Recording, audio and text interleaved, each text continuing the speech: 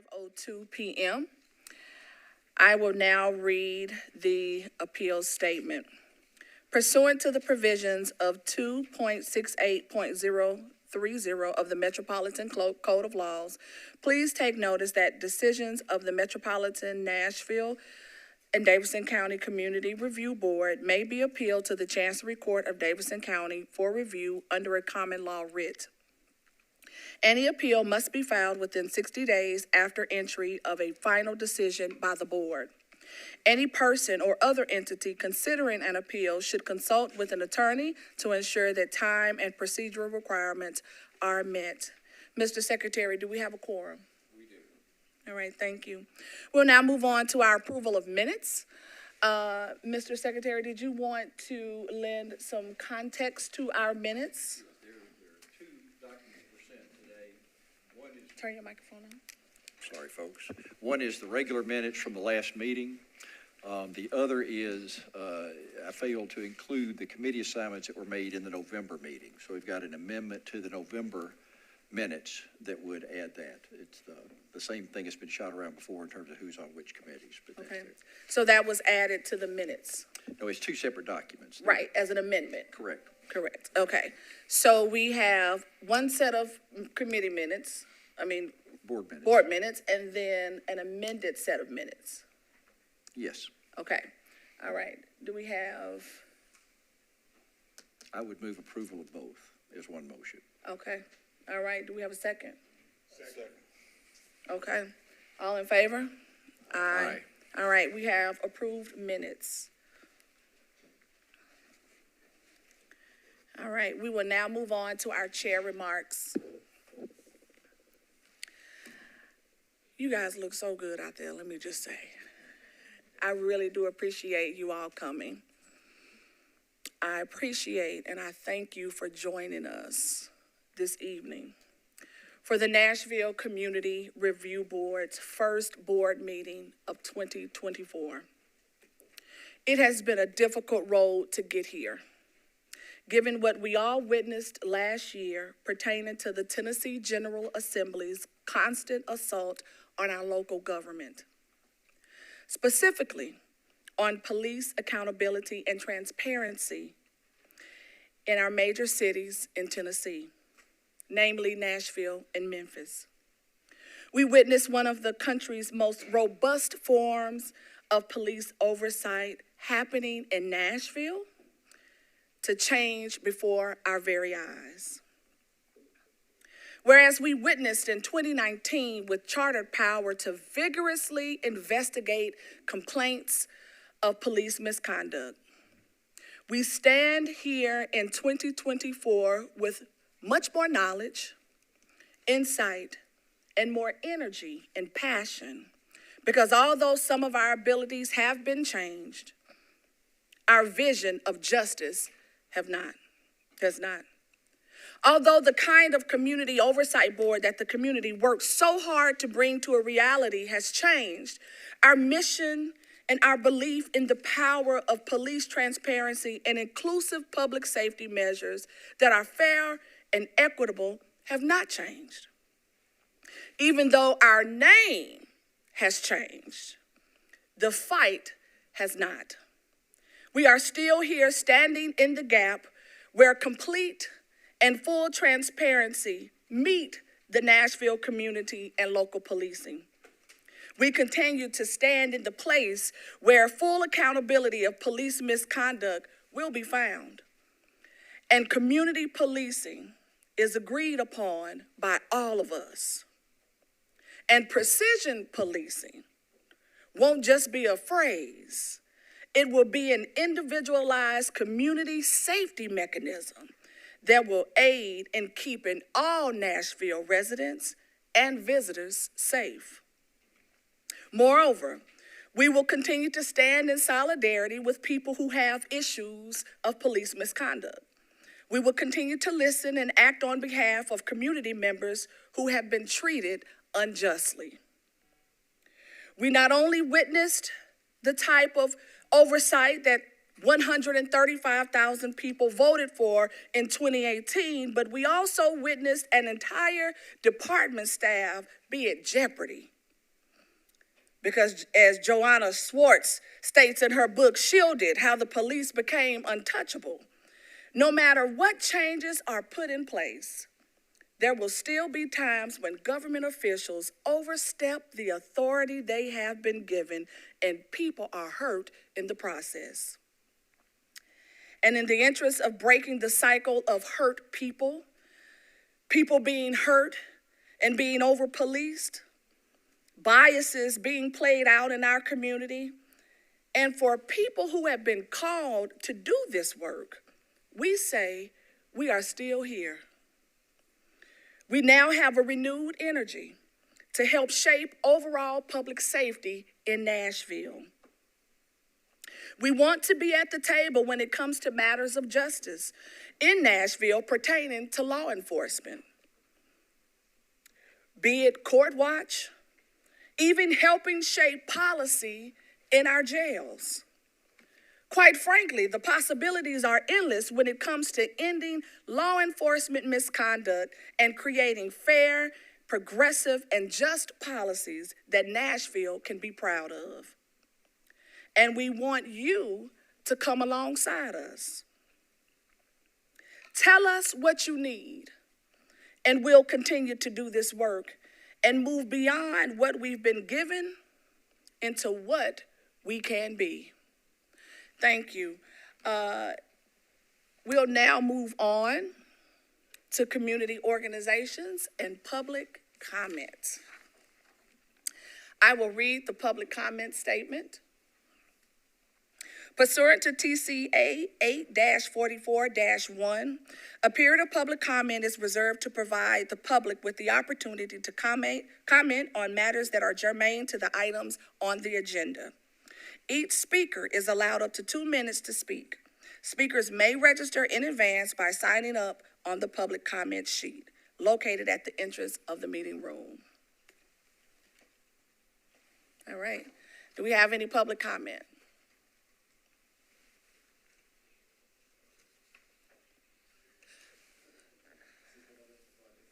All right. Professor Sekou Franklin. Yes. And turn on your mic.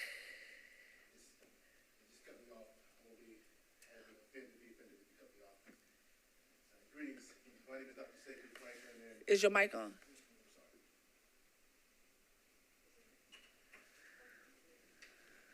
Okay, greetings.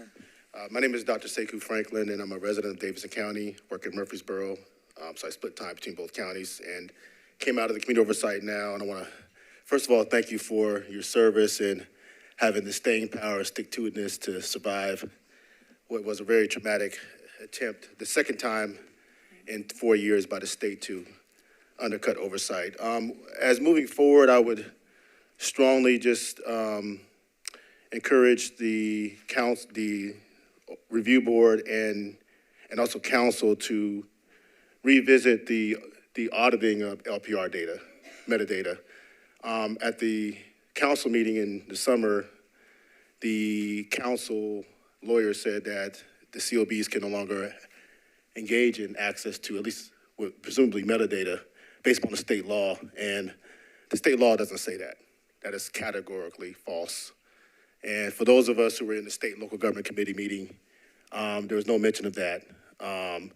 It was assumed, and it was a false misinformation portrayed or displayed, I think really to undercut the possibility that the LPR program was racially profiling. And I think they were trying to stop that from taking place. Some of us have also notified the Justice Department about LPR. So I would strongly encourage the review board to push forward on at least being able to engage in a cost-effective audit of LPR metadata, and hopefully we can get council to support that.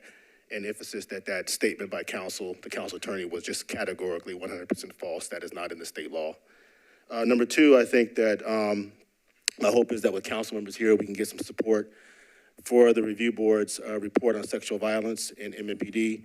That is especially important because the Public Safety and Gene Crow Center came out of a decades-old dispute regarding MMPD and domestic violence. So there's a gender and sexual violence intersection that is ignored. That would be a fundamental mistake by city leaders regarding sexual violence, sexual assault, gender, and MNPD. And I know my comments are short, but number 3, I would strongly encourage the review board to, if there's any maybe small opening in the state legislature, maybe making some type of entree to the state and local government committee chair. I have my criticisms, but he may be open. I think his name is Richard Briggs, Senator Richard Briggs. But related to that, my final comment is that in undercutting the COB, and particularly getting at Senator Richard Briggs, there was another misinformation communicated that said that the COBs were contaminating criminal evidence, and that information was supposedly communicated by the Tennessee Bureau of Investigation director. And he was asked on multiple times to come forward publicly and validate that. He never did, but he only had private communication with state lawmakers, which then was used to turn on the COB. And then ultimately, apparently he withdrew that statement, allegedly. And I think that needs to be countered. And for me personally, I'm gonna go after him, TBI David Roush. If he's not, I'm gonna take that risk, because that statement right there then affects policing in other cities and counties that we're seeing across the state, places like Fayette County, places like Sullivan County, which the TBI has, for the most part, ignored police accountability. So go after him, meaning I'm gonna raise a critique of that, because that's so important. That was a misinformation apparently perpetuated by the TBI director, specifically designed to undercut the Nashville Community Oversight Board. And I hope that we can continue to raise that issue. Thank you. Thank you. Yes, ma'am. Could you state your name and the organization that you are with? I'm Reverend Susan Hudson McBride, and I don't have a particular organization. My main concern is that it comes under the category of accountability.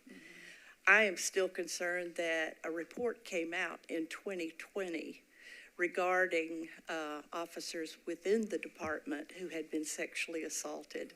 And to date, somewhere between, it was a little bit upwards of 40 officers or employees inside the department who made complaints of sexual assault or sexual harassment. That has never been addressed. And if you can't be safe in the department you're working in, I don't know how the public, the community out here, can believe they can be safe. The first person who spoke out was Dr. Monica Blake Beasley, and she took it to court and won a case and was able to show that she had been raped by another officer. And it's still debatable whether that officer received any kind of punishment or consequences regarding that. The others who reported through Silent No Longer are also waiting for an answer. So the idea that the Community Oversight Board should ever have been dismantled and had any of your powers taken away is just absurd. Thank you. Thank you.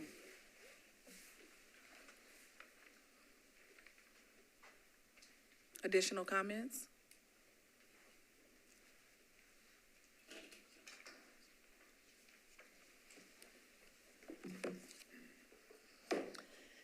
Good evening. I'm Reverend Dr. Judy Cummings, and I am the administrative manager for the Nashville branch in AACP. And I just want to be present here today for this first meeting, just to let you all know that you have a partner. We receive complaints every day from citizens who have been, feel like their civil rights have been violated. And oftentimes it has to do with policing. They feel like they have been over-policed. And so we know how important this board is. We know how important your work is. I just want to encourage you to continue the fight. We know that the moral arc of the universe is long, but it bends towards justice. And that justice sometimes seems to be a long way off. But as we continue to fight and stand on the front line of justice, doing what we know is right, then know that your work will not be in vain. But the Nashville branch NAACP, as well as the state conference of the NAACP, are supportive of this board 100%. Thank you. Thank you. Thank you, Dr. Cummins.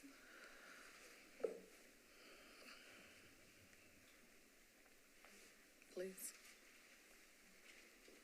My name's India Pungarcher. I work for an organization called Open Table Nashville. We are an education, street outreach, housing navigation, and advocacy organization. And I just wanted to say that we're glad that we got to be part of the conversation when this body presented the use of force report at a community meeting that we attended last year. And I think that through the meeting that we attended, we were engaging in some conversations about the intersection of homelessness and policing. And we'd really like to stay engaged in those types of conversations with this body. Recently, just in the last month, we've been seeing an increase in policing of people experiencing homelessness, specifically in our downtown corridor and in West Nashville at Centennial Park. I don't know how this body interacts with Parks Police specifically, but we have had some friends reach out to us that we have longstanding relationships with, and they are on paths to housing, but their belongings were thrown away, and a similar thing had happened downtown where there was actually a Central Precinct bulletin that came out around the holidays that said that, they cleared everyone from Fort Nashboro and, cleaned up debris and trash and things like that, and got people signed up with housing with the Office of Homeless Services. But we had some of those same individuals reach out to us and say that they actually didn't have sufficient time to relocate all of their belongings and didn't have transportation to do that, and were advised that they should go to Old Tent City. So just want to keep this body kind of briefed and aware of some of those things happening, because we're just really concerned that the MO of police officers, not just in downtown, oftentimes is to encourage people to go to Old Tent City specifically, and that is in an area that we're spending a lot of money as a community to consider redeveloping into Wharf Park. So that may also no longer be an option in the near future for a place for people to camp in while they're waiting for housing. So just wanted to make the body aware of that increase in policing we're specifically seeing downtown. Okay. Thank you. Thank you so much.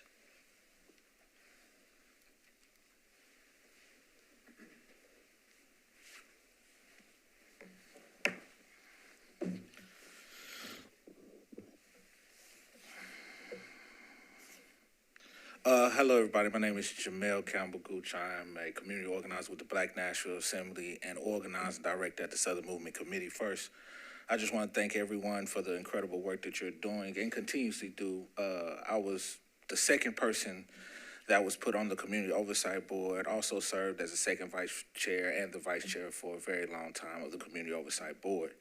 And I just wanted to say a couple of quick things today. And one of those things is, I remember in the early days of doing board work, we would often come in with the best of the intentions of working directly with MMPD. We would have the expectations that the current mayor, whether it was Briley or Mayor Cooper, would actually show up and make sure that they were doing the right thing. We would hold a moral center when it came to the first police chief and even the current police chief, and really have an expectation that they would show up in a sense of community and sense of peopleness, and think about the 60% of voters who voted in this. And I just want to remind you all, do not take that for granted. Do not make that mistake again.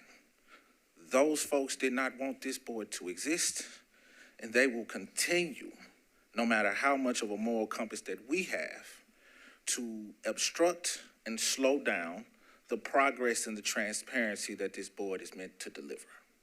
So I just wanted to come here and remind everyone of that experience that some of you all had and continues to have, and just tell you that when writing whether it's the bylaws, the rules and regulations, when writing those things and creating the community review board, and even having some of the conversations now, don't be surprised when the current establishment, MNPD, or city council members, or any elected official, seems not to have a moral center that this board will have, because that is the experience that this board was born out of. We all know that this board could have been created without a referendum. It was not. It was created through extreme mobilization coming from the community. And it is that extreme mobilization that will continuously make this board exist.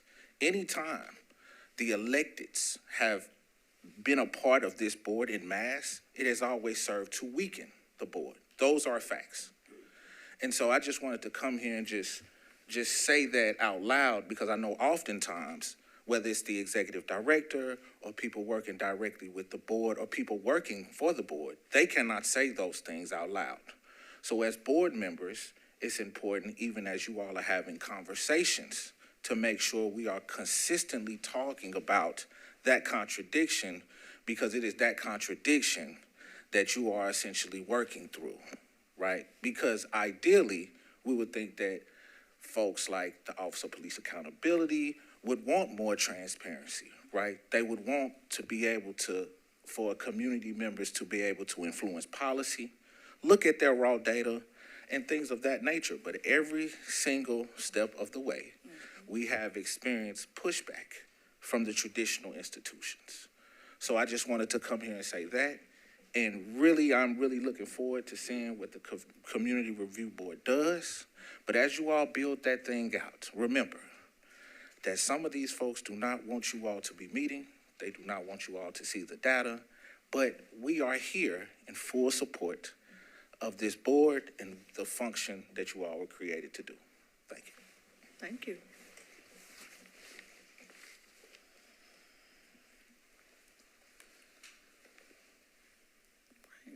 Any additional comments?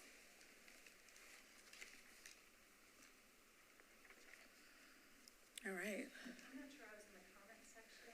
Someone invited me to come. Okay, well, after Ms. Flynn, you can come next. Thank you. Thank you so much.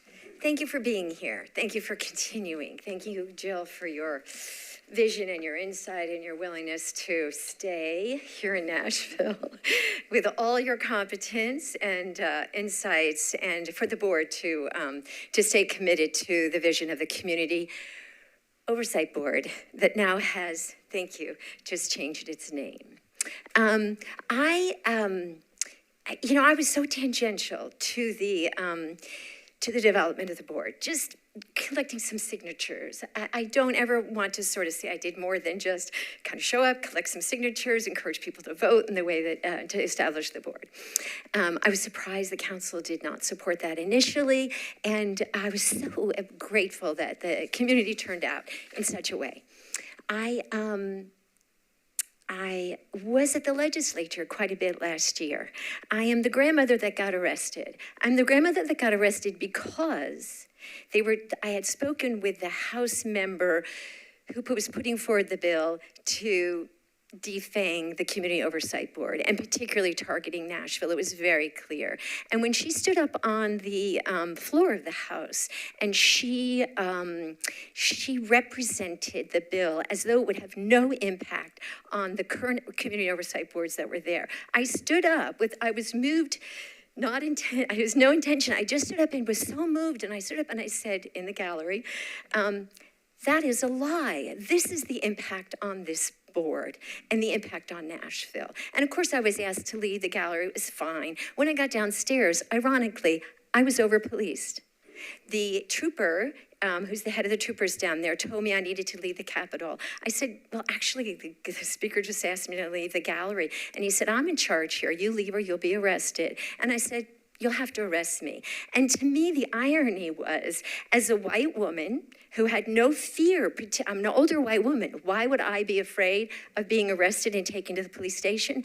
But there was nothing lost on me that if I was a person of color, if I was a young activist, that I would have been treated quite differently than I was. Things have been expunged, no issue, but I've continued to go down to the legislature and I've been continuing to write about what's going on down there.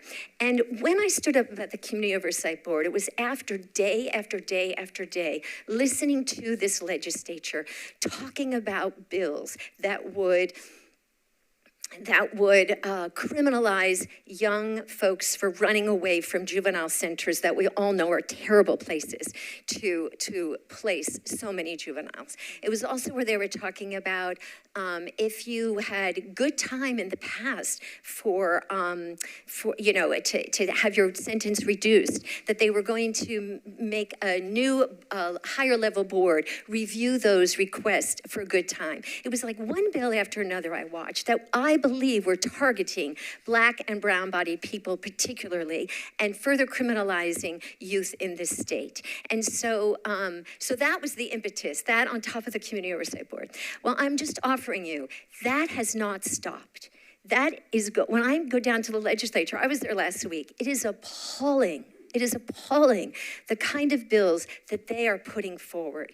And I am just suggesting to you all, do not lose your faith and your understanding that you stand between folks in the community who are over-policed, and that has not stopped, and a state legislature that does not have the compassion to protect those in our state who are most vulnerable. So I just encourage you to stay the course, to keep doing what you're doing. And one other thing, part of it I really believe why the community oversight boards, particularly this one, was targeted is because the research that you all have done is phenomenal. It has helped so many different folks who are in the world of advocacy to have actual research that they can go and then talk about the impact on people in the community. And in a survivor of someone who had violence perpetrated against me, and then in my name,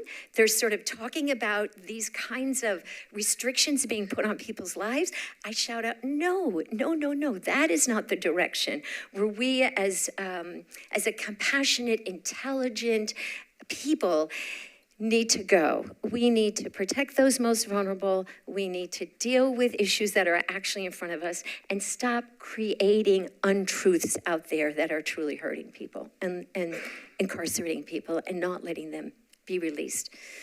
So thank you very much. Thank you.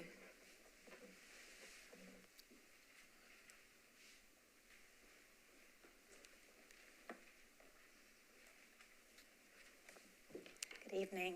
My name's Diane Lance. I'm the department head for Metro Government's Office of Family Safety, and I appreciate being asked to come and describe a little bit about what we do. I have worked with Mark Wynn, one of your fellow board members, for probably 20 years on and off, and talked to him a little bit last night about some of the things that might be helpful for us to tell you about our department and the collaborative work that we do.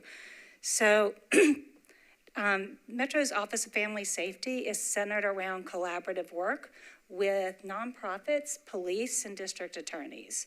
And we are one slice of the public safety pie, and that slice is interpersonal violence, which is domestic violence, sexual assault, human trafficking, child abuse, and elder abuse. So those are the type of victimizations that we work with collaboratively with our nonprofit police and DA partners. I'll leave some materials up front. We have 2 family justice centers in the city that work in our department, that are under our department. One is in the courthouse to help victims through the process, and the other is in the community on Murfreesboro Road. We are attached underground to the headquarters, the police headquarters. They have their own building, and we have our own building with a shared break room underneath. The entire interpersonal crimes branch is located in that headquarters. So those are our police partners that work on the same type of crimes that we work on. So when you look at what our work is, the collaborative model that we have, I said our slice is interpersonal violence, and domestic violence is only one piece of that. Domestic violence alone constitutes 48% of all violent crime in our community. So then you add in the other crimes, sexual assault, human trafficking, child abuse, and elder abuse, and that number just goes way up. So as I was saying, we work alongside police in many ways to add areas of advocacy expertise where they don't have that expertise. So it used to be when someone needed an order of protection, the police would handle all of that. No longer is that the case. Police patrol bring all victims of domestic violence that need further assistance to our building to work with our advocates and our team. We also work with them on lethality assessments. We review all of their work on the lethality assessment that they do at each intimate partner violence case, and come up with a list of which cases are at the highest risk of there being a homicide. We do a lot of interdisciplinary task forces and teams. Police are parts of all those teams, as well as our shelter providers, therapy providers, kind of all of our nonprofit providers that work together. Those teams include a high-risk intervention panel that looks at how the system as a whole can do a better job. That would include how we can do a better job, how police can do a better job, what do we need in our community to help people, probation, parole. We do fatality review, where we do a deep dive of one domestic violence death per year, and we figure out what all the lessons are to be learned in that fatality. How could we have been there for the people in that case better? And that deep dive doesn't just look at the victim's life to that homicide, but the offenders as well. Where would have been the points of intervention there? We also have a sexual assault task force, trafficking task force, child abuse, and elder abuse. So these is all interpersonal violence task forces that come together for an annual interpersonal violence summit. And again, all these different types of practitioners from all these different types of field come in to talk about how we can do better work. We do get complaints about various entities that we work with, whether that be DAs or police when you're talking about Metro or us. But let's say it's a police complaint. Our procedure is we have the point of contact of who to contact about, let's say, a complaint about a police patrol officer. We tell them what was concerning. They address that situation. They tell us how they addressed it in terms of the follow-up. And then always we are offering training assistance. A lot of times the problems that we see is a lack of training, especially in the area of trauma-informed attention to people at the scene. How can you be more trauma-informed? And we train on that, not just locally, statewide, but nationally, so we're a really good resource for that work. Co-located with us are the police therapists, and I know my time's about up, but I do want to make sure everyone knows we have one of the first, I believe, therapy program in a police department that has full confidentiality and is at no cost. Many of those therapists have been crisis trauma, extreme trauma therapists for 20 plus years. It is really impressive what is located in our police department, but in our building. So anyway, I'm going to leave some materials at the table, and I hope you can pick them up if you have any questions. Again, I'm Diane Lance with the Office of Family Safety. All right, thank you. Thank you for coming. And we appreciate the literary material you'll leave up front. Any additional comments? Any organizations that would like to be recognized at this time for attending? We really do appreciate everyone coming, lending your not only comments, but the passion as well. Vice Mayor? Thank you. You're welcome. Vice Mayor Henderson here with Councilwoman Quante Toombs. Just wanted to recognize and appreciate the invitation. Thank you. Thank you for coming. Go ahead.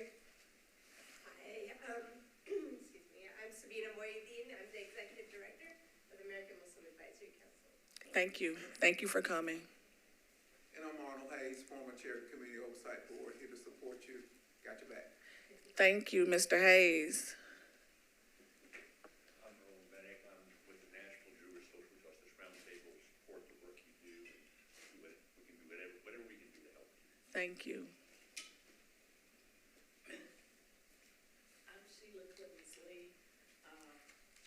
I'm one of the co-founders of the now CRP, and I'm here to support in any way I can. Thank you, Ms. Clemens-Lee. Clement G from Tennessee. And I am the founder of Mothers Over Murder / Nashville Peacemakers. I'm here to support, fight, tell the truth, speak out, and do snatch. All right. Thank you, Clemmy G. again, I do want to thank you all for coming. I think what you said, every one of you, we hear you. And we need to do more of this. We want to hear from the community. We want to hear your concerns. We want to hear what is going on in your neighborhood. We talked about precision policing. The only way we're going to be able to do that is if we hear from the community, right? It doesn't come down from the top. It's from the bottom up. And that's how we view change. And so we appreciate you all coming. We hope that you will stay around. Our next item on the agenda is the executive director's presentation. I would like to mention that we did, it was brought up that the mayor and the chief, we would hope that they would have been here, but we did extend the invitation and they were unable to come. And if there's a representative from the police department, would you please stand? Okay. So I think Chief Drake did say that he was going to send someone. Is that right? Yeah, he said he was sending a liaison, which was Commander Long. Okay. Okay. So it doesn't appear Commander Lara is here. All right, we will move on to the executive director's presentation. Director Fitchard.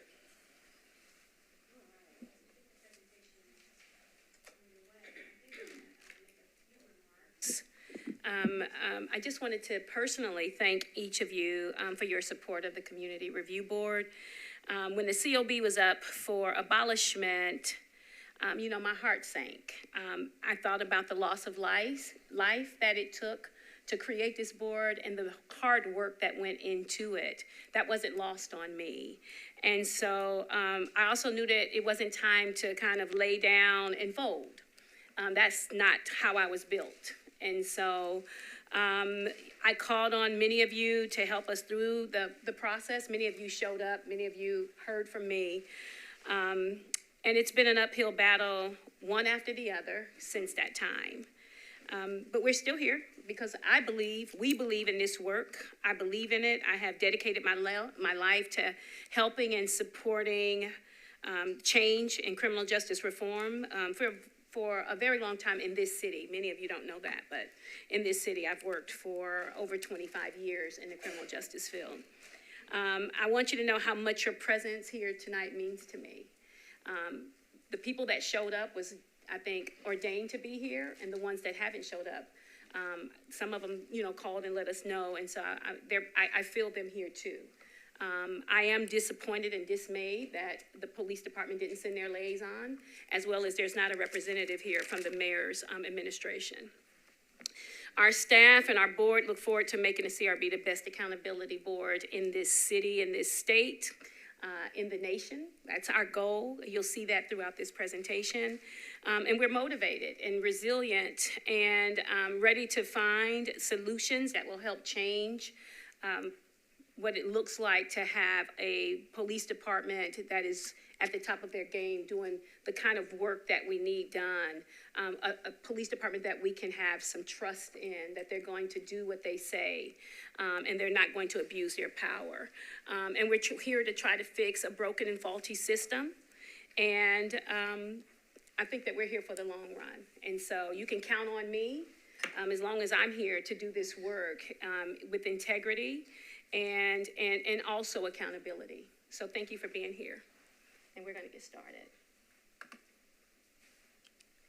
So we did a little bit, just to give you a little background on this organizational restructurings. We got together, I met with the teams as well as the board members, and we decided that we needed to work on this collectively and not just this be a one-person thing.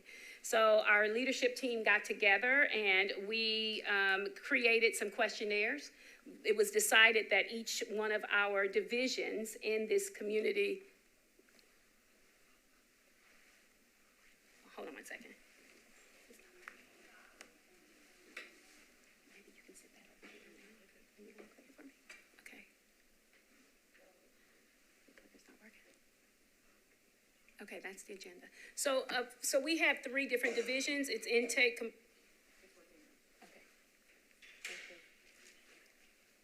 It's intake, compliance, and mediation, research, community outreach, and engagement. And what we did here was we decided that each group would be consisted of the staff as well as board members. And so we randomly picked each person to be in those 3 different divisions of our office and to do the work. And what we did was we created questionnaires. We created an asset mapping, and hold on one second. You guys will see that shortly. So it was a voice asset mapping form that they created and used, and a transformative community engagement. These are documents that they use to come up with the design of the divisions. And so we're going to get into what that looks like. So here's the introduction. This is what the organizational structure will look like. So you have us under the Nashville Mayor, the Community Review Board, the Executive Director. You'll have we'll have an assistant director, and that assistant director will be over the compliance monitors. Currently, we have 5. We have a program supervisor who is also our social worker, as well as she handles the intake process.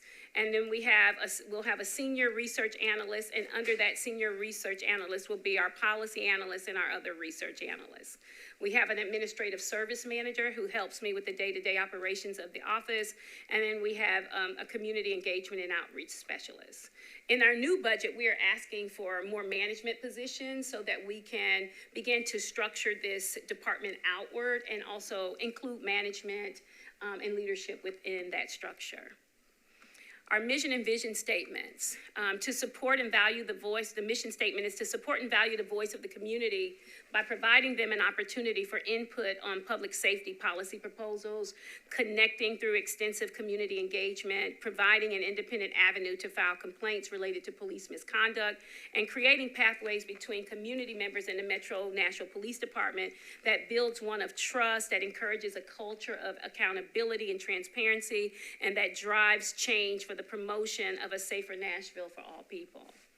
The vision of this office is to lead transformational, engaging, and honest conversations centered on policing, justice, and community and public safety in Nashville, the state of Tennessee, and the entire nation. And here are some of our core values. Some of these core values are the same ones that we had with the COB. They haven't changed. There may be a little bit change within some of the different topics: transparency, accountability, integrity. What we did here was try to take these core values from our national organization and also look at how we were working here in Nashville. Were we meeting these core values, like providing non-confidential information to the public in a timely and professional manner, maintaining honest and receptive communication with all stakeholders in the public, accountability. We're taking ownership of our own work and promptly correct mistakes to the greatest extent possible. And also, we want to work and measure ourselves against the highest standards of professional excellence, integrity, and fiscal responsibility. And then, of course, integrity, like I said, is very important to me. It's important to our staff, and it's important to our board. And that is that we have respectful collaboration. And although sometimes that may be that we disagree, and that we have to, I think we would be, it would be remiss if we didn't talk about the struggles that we had with the COB for collaboration. This is not the CRB can't fix the criminal justice system alone. It will take everyone in this room. It will take the mayor's administration. It will take the police department and any other stakeholders, and that includes community organizations. This is a collective thing for the betterment of our city. And we also want to remain impartial during our audit process and conclusions and recommendations, and I think that we did that throughout the process of the Community Oversight Board, and we want to continue with that. And so NACO has a code of ethics that all practitioners of oversight adopt. And it says that we're going to work with personal integrity. We're going to do independent and thorough oversight. We're going to be transparent, respectful, and have unbiased treatment. That goes for both sides, whether it's a complainant or for officers who are being accused of being or alleged misconduct and complaints against them. We're going to have outreach and relationships with stakeholders, and that's all stakeholders on both sides. And then we're going to operate with professional excellence.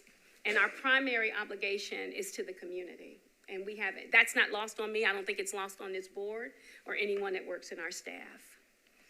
And so what I did here was adopt some language from the state so that you understand where we are with the CRB. I know there's been a little confusion about what we can do and what we can't do.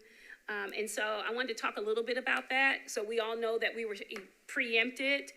Metro's charter to abolish the COB, that went into effect on July 1st of 2023. And we also had the opportunity for 120 days to work on the cases that we were currently working on. That expired October the 29th of 2023. So there were some cases that went forward to the Office of Professional Accountability. And so they're doing the investigations on those cases. And once they're completed, we'll get them back and start the review process. The new CRB is different than the old COB because we only have 7 members now. Those members must be registered voters and not be employees of the Metro government. And also all of the members, which is slightly different than before, are all appointed by the mayor and confirmed by Metro Council, which, you know, to some could be challenging, as well as the executive director. My appointment comes and selection comes from the mayor as well. And so, let me say something about that.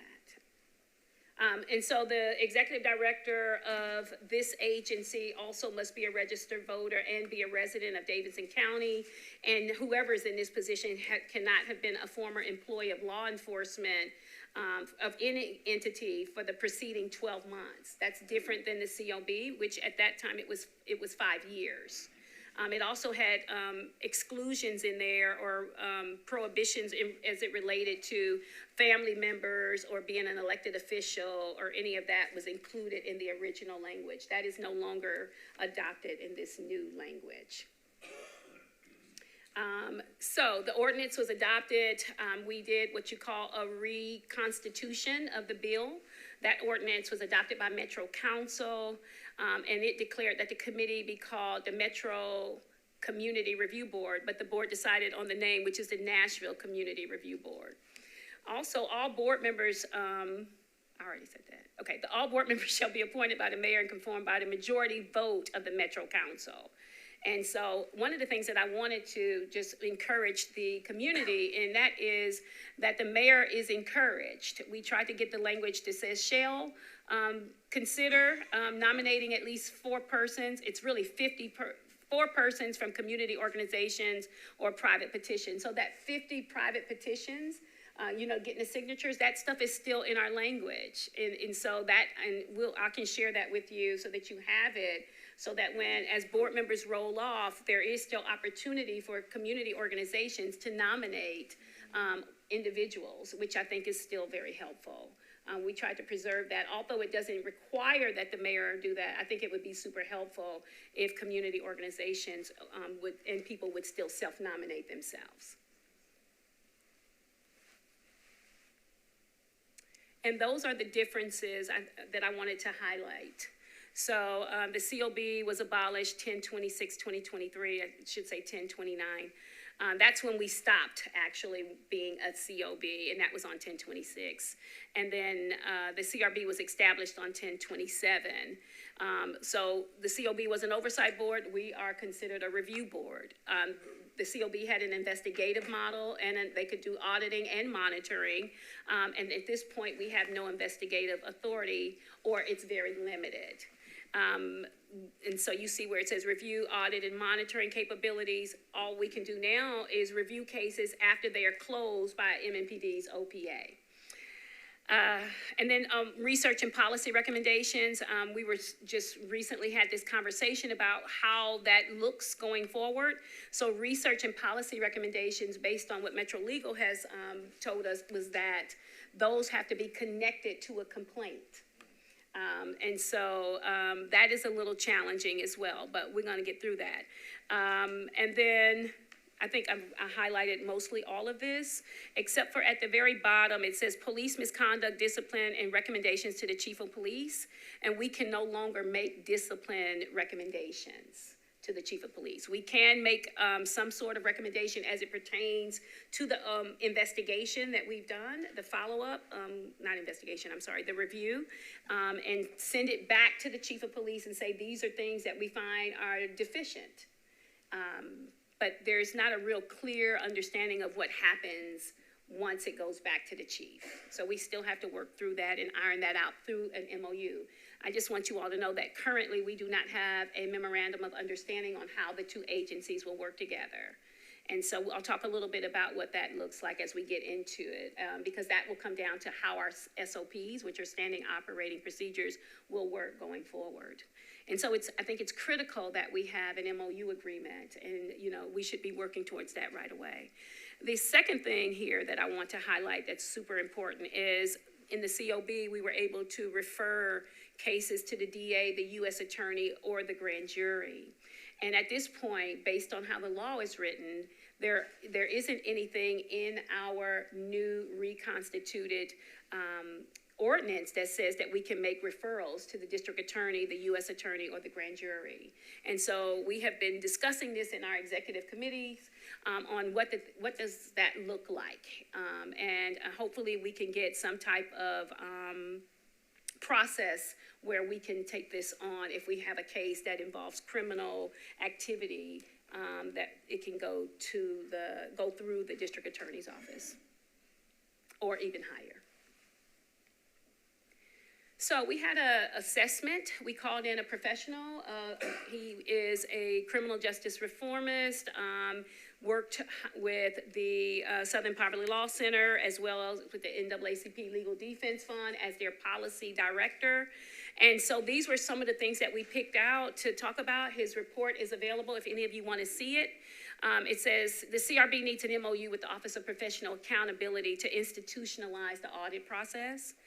There needs to be an MOU between the CRB and the MMPD, and it needs to be renegotiated for the CRB's audits and a timely access to data. The mayor's office should ensure that a point of contact attends all the CRB meetings, and the CRB should continue to work with the Nashville Conflict Resolution Center for mediation and expand to include our own in-house Rule 31 mediator. And we have done that. Our social worker has taken the mediation Rule 31 courses and is now, and was accepted. So she is now our in-house certified Rule 31 mediator. And so for each one of these, you're going to see this is how our NCRB strategic planning process happened. I just talked about that. We divided into the 4 divisions. I didn't mention the administrative division and arm, so that's in there too. Each group formulated strategic plans for each of the divisions, and it focused on goals, metrics, and timelines for implementation. So these are some of our limitations. No memorandum of understanding with MMPD. The bylaws and board rules have not been finalized. We've been working on those. I think that we're almost finished with those. And then our current office space is not accessible. If any of you have been down on 2nd Avenue, you know it looks like a war zone. It's been like this for many, many months. It's really inaccessible to the public. Anyone who's been down there knows it's hard to even find a parking space or even to know where to enter the building. And so it has, I think, limited our ability to serve some certain types of individuals in our community. And then we have a few current staff vacancies. One is the assistant director. That position is actually now on nashville.gov, and it expires, I think the deadline is the 1st. So if you're interested or know someone, send them that way. And then we'll have our research, our lead research analyst position, and then another position I'll tell you about later. And so administration, and this is pretty new. We haven't had a whole division for administration. It's been very helpful to the process, especially as we needed to get through this reorganization and restructuring, but also the layoff process. It was very confusing. It was very concerning. We had an entire staff who did not know they were civil servants, and then having to, figure out what their positions were gonna look like. Unfortunately, we had some, staff members whose positions changed, because they took out our legal advisor, that was in the bill. And so, it was a very challenging time for us. And some of that, it didn't play out publicly, but I just want you to know that, it was very stressful, not only for us as board and as a leader in the office, but also for making decisions on people's livelihoods. It was not an easy decision to make. Administrative staff roles. I will say thankfully and thank God that we didn't have to, that we were able to call everyone back, that no one got terminated. So I'm very thankful for that. Our administrative staff roles, we have an executive director, an assistant director, an administrative service manager, and an administrative assistant under that administrative staff roles. And some of this I'm telling you, because I think it's important as we move into budget season, so that you also understand, and when we begin to ask for our budget this year, you'll know why and where they are plugged in at. So I think this will be helpful. So the administrative operations, budget, accounting and expenses, they handle human resources and any open records requests. So the departmental structural changes, so we have revisions of our SOPs for each division and the creation of the NCRB Department Policy Manual, which has been really helpful, and any type of standardized documentation. So we created a form system, similar to how, the police department has all these numbered forms. We wanted to make certain that we had forms that went to the OPA for the review, so that we are keeping track of things in a very kind of systematic way. So we created this form systems. It goes from 100 to 500 forms. And then we also have the implementation of monthly staff meetings to meet regularly, monthly communication strategy meetings, and weekly division meetings. We also want to have meetings with the public when we have those communication strategy meetings. We want you all to be involved in those, and we'll talk a little bit more about how we're going to engage the community here. And so for each particular division at the end, we decided that we wanted to make certain that we are holding ourselves to the highest accountability and including these these SMART goals for each division. And so you'll see those throughout, and we're trying to target those so that you all know that these SMART goals is how we're holding ourselves accountable. So we are developing standardized procedures for the department related to accounting and personnel. We continue to update the established NCRB policies and procedures in conjunction with the civil service rules for government employees. And then also, like I said, SOPs for accounting and procurement, and all of those other things that happen under administration. So intake, compliance, and mediation. This is the core of what we do. This is the heart of the work that we do here. And so there's an intake coordinator, an assistant director, and then, like I said, right now we have 5 compliance monitors. So the compliance process. So we provide a pathway for citizens to obtain an impartial civilian review of alleged misconduct by the MMPD. The process includes the collection of civilian complaints. We take those in. Once we get those in, we review them, contact the complainant. The law was very strict on what the turnaround time is, and so we're trying to make certain that we are adhering to that, but also looking to see what other divisions across the state are doing, because everyone has a different number. And so we are trying to figure out the sweet number so that we can make certain that as we get those in, they're not sitting around, that we are making certain that we're in contact with the complainants, and then that they're informed of what the process is. I think that there is still some confusion about that. And then there's some apprehension. I've talked to people over the weekend. They have some apprehension about their complaints going back to the Office of Professional Accountability. So we have to work through that to build trust with the complainants, to tell them that the work that we're doing is on the back end instead of in the front. And hopefully they feel confident that we can get that done and use our services. So what is misconduct? Misconduct by an MMPD officer includes any violation or attempted violation of the police department's policies or any type of civil or criminal law by any local law enforcement officer. And it could include both wrongful actions or failure to take an action required by the police department, their policies, or even the law. This is how you can file a complaint. We also have, we have a 24-hour complaint line. You can email the complaints, they can mail their complaints, or they can come visit the office. So the intake to OPA referral. And this is the process that we have in place now. Of course, this is without an MOU agreement. So once we get the MOU agreement, this may change slightly, but this is where we are at today. So we receive the intake, the complaint through an intake process. We review it, we follow up with the complainant, we determine if the complaint is actionable or non-actionable. And what that means is whether the case is, or the complaint originates with an MMPD officer. And as we go, if you stay for the meeting, but if you don't, we have had complaints that come from all over the state. And it's becoming more prevalent for us to get calls from people in other counties who are seeking relief. And so what that tells me is that we need more accountability across this state. Or we need a one repository and with investigators who can do investigations. Because currently I'm getting, complaints from Giles County and way out in East Tennessee, saying that, there's corruption within their police departments and their sheriff's departments, and these things have been happening and they're not getting any relief.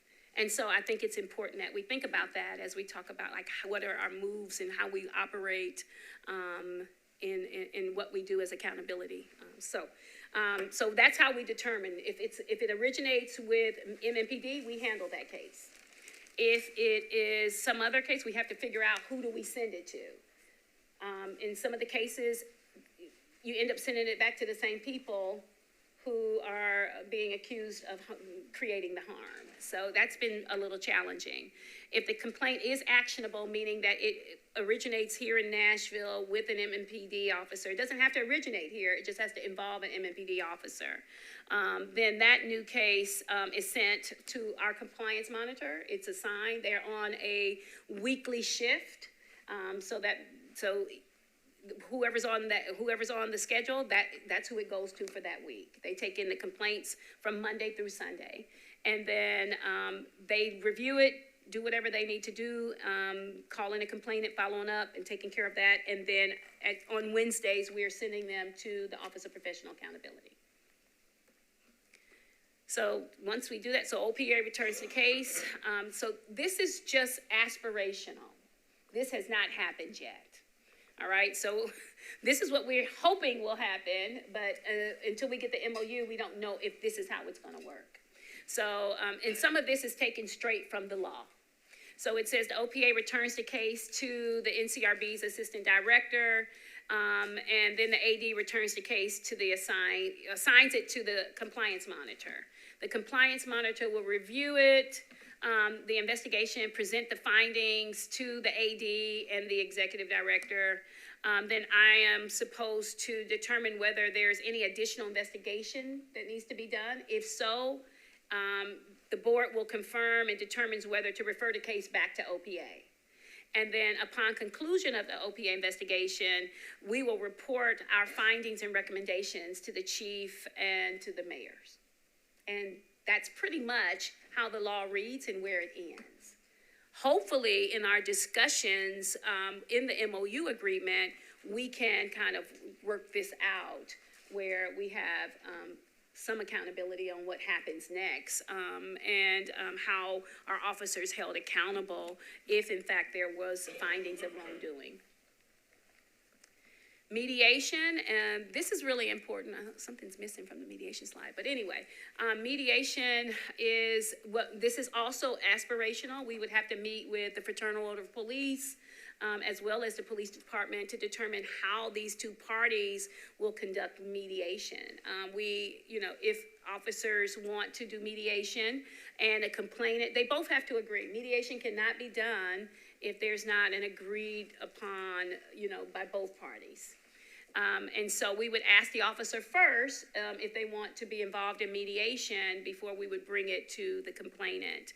I think that the benefits for police officers, there's an improved understanding of interactions with citizens and explain actions to citizens, a chance to learn from your mistakes, and then also just having these one-on-one conversations about what happened, I think is healthy. And then the benefits for the complainant is that they have a greater satisfaction with the complaint process. They can, better understand policing, even possibly have a positive change in understanding the police subculture. Oh, there it is. Okay. All right. And so this is how we determine a case for mediation. We determine whether the complaint is potentially eligible for mediation by looking to see basically if the officer was correctly identified, whether the officer is eligible for mediation, because MNPD has their own set of regulations as it regards to mediation. So those things have to kind of work together in collaboration to determine if an officer is, they have some time frames on how many cases for mediation in a year an officer can do. And then also whether there is any ongoing civil or criminal cases. And then some of the ineligible cases would be excessive force, of course, serious bodily injury, in custody death should not be on there, but yeah, and then dishonesty, harassment, or interpersonal violence. Those are ineligible for mediation. Eligible officers, of course, would be all MNPD officers, unless MNPD has already declared that a person is ineligible for mediation. And then some of the example cases, we just put some of the simpler ones here: adherence to policy and rules, deficient or inefficient performance of duties, discourtesy, a lack of professionalism. And this is what mediation looks like on a flow chart. It's pretty straightforward. And then some of the expectations is that they would meet with the mediator. The mediator, I'm just going to cut the outcome of mediation is whether it was, the paperwork will just say successful or not successful. And so once that's determined, and that's how NCRC does it, we have partnered with the Nashville Conflict Resolution Center, and that's who the police department does most of their mediations through now. And so intake and compliance SMART goals: develop clear and standardized process for updating complainants of the status of their cases, establish a program in which compliance monitors accept complaints throughout Metro Nashville. I heard Reverend Judy, Dr. Judy Cummins say that they're getting complaints all the time. So what we would like to do is partner and maybe even go, what the goal is, and you'll see that under community engagement, is that we would do, our compliance monitors would be out in the public and taking complaints right in certain areas. So we have to figure out which one of those locations or multiple locations throughout the city so that we can go to the public about it. Sometimes people don't want to come to a government office. That was one of the problems that we had in our building currently, is because we're housed in the same building where the district attorney's office is. And so I heard from multiple complainants that they didn't want to come to our building. They had charges pending, or a relative had been arrested, and they felt uncomfortable. A few of them had come to the office, and officers were in the lobby because they were being interviewed for something else. They felt uncomfortable with that. And so one of the biggest issues that, and I've been working on this for several years alongside the board, is that we have a location that offers some anonymity, right? I think people need to feel safe when they come to our space. And I understand, like even with the Family Safety Center, you understand she knows what it is for people to feel safe when they're making complaints against police officers or anyone else. And then, of course, we're going to implement a complainant feedback survey to understand how that process can be improved. So research, one of our favorite topics. We have a senior research analyst, a research analyst, and a policy analyst. So right now, the reports that we have that we're working through that you'll hear about is, of course, the LPR informational report and FUSIS updates. We have sent those FUSIS. FUSIS has been a big topic. We spent a lot of time working on that and doing our research on that, connecting with other, I guess I would call them experts in the industry as it pertains to FUSIS. That was like the EFF and places like that. And so we were having conversations with them about FUSIS, talking to other professors and people in law about FUSIS and any type of information that we thought would be helpful to the Nashville community. And so that report has went to the council as well. And then, of course, tonight you'll hear about our policy advisory report, the use of force report, and the sexual misconduct and trauma-informed victim services report. both of those policy advisory reports are super important to how we police in this city and how we are really trying to work with our police department to implement real recommendations that could change how victims are treated. We have had, and these were connected to complaints. And so we've had some cases that I consider important enough to create policy around. And so this is what the policy advisory process looks like. We revised it. I know this is a lot and you probably won't understand it, but because it's a lot to go over with a lot of, but one of the things is it will take a 2-month board meeting with a public forum before policy can be approved.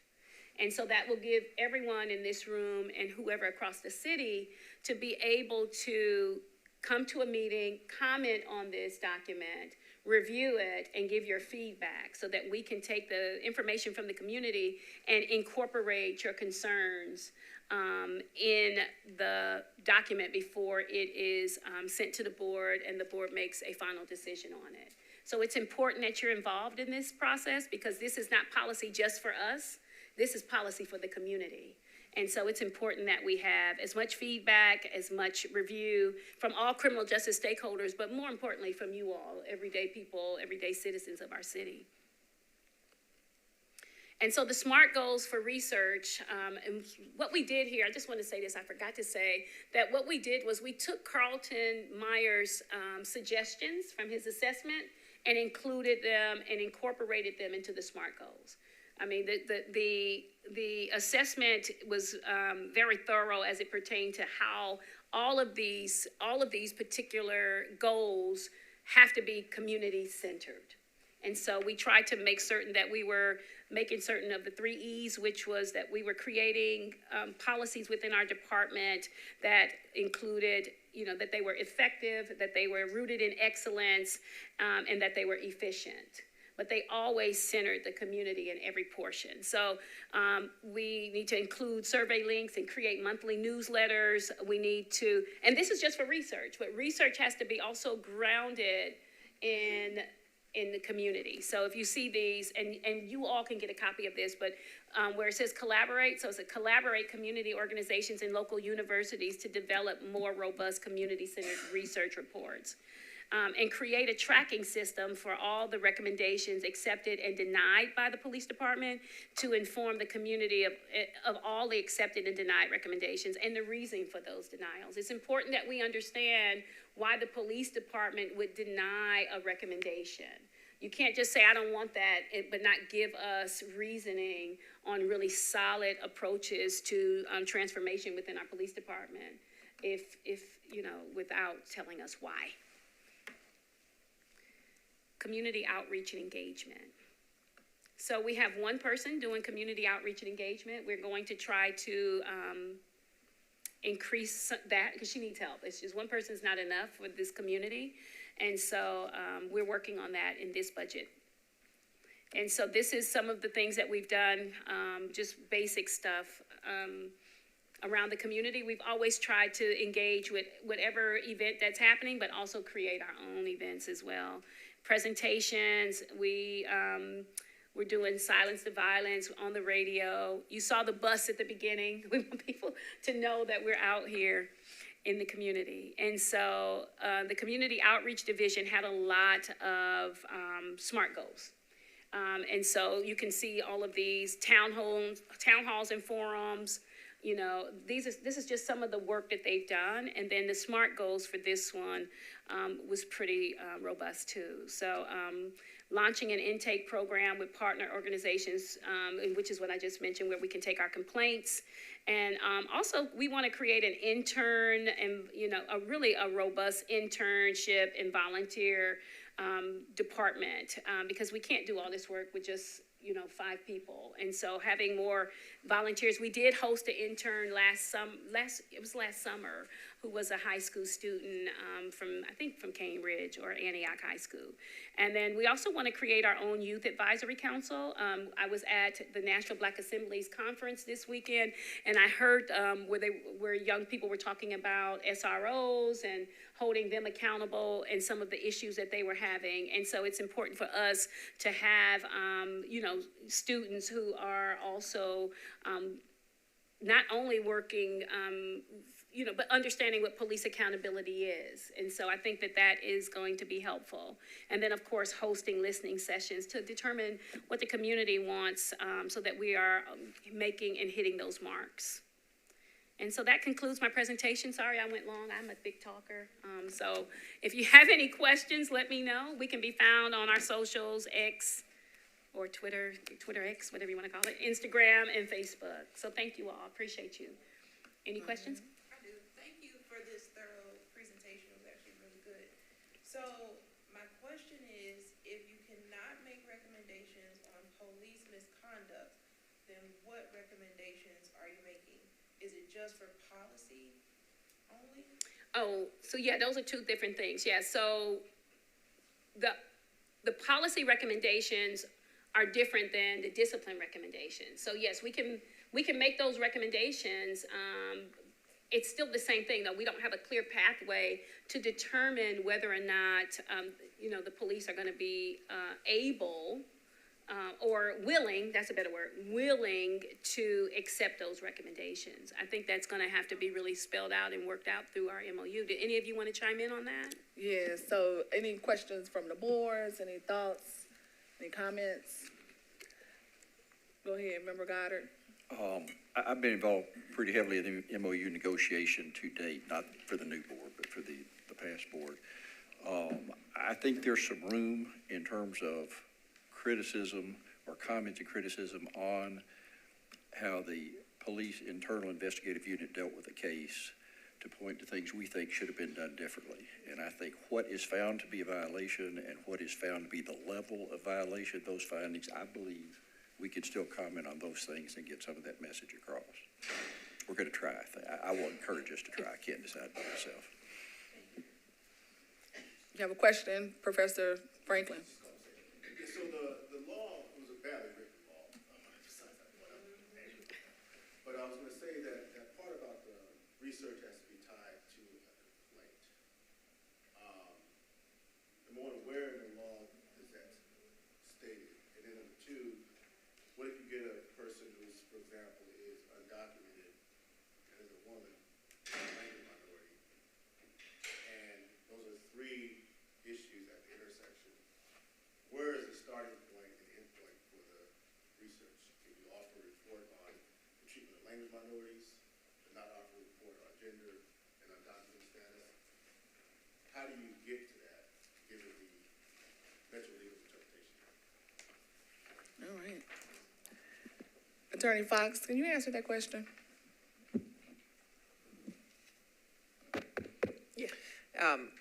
I'm not sure I caught all of your question. The law says that the purpose of this board is to deal with complaints about law enforcement misconduct. So the person that you suggested is allowed to make an anonymous complaint, as far as I think you were asking about them being documented or not. They don't have to give their name, but I didn't really understand the rest of the question because I don't think it had anything to do with law enforcement misconduct. I'm sorry, I didn't catch what this person's complaint was. Should I just take the question? Yes, please. So the report stated that the research or policy reports has to be tied to a complaint, has to be the takeoff. So I'm thinking about the past COB, which had a report on persons who were hearing impaired and mistreatment, persons who were language minorities, 911 operators. I'm not sure where that specific statement is in the law. I would dispute it, but that's maybe for another day. But many of these complaints are intersectional. That's my main point. So if a person has a complaint of being mistreated because they were undocumented, but as part of that holistic picture, they're also a language minority, or they may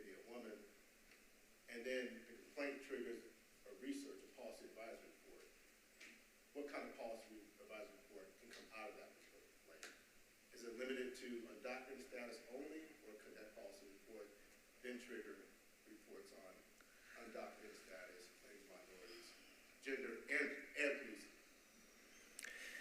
Because when you limit it to, when you use that term, research has to be tied to a complaint, it's a Pandora's box of what that means. It's very ambiguous and very confusing.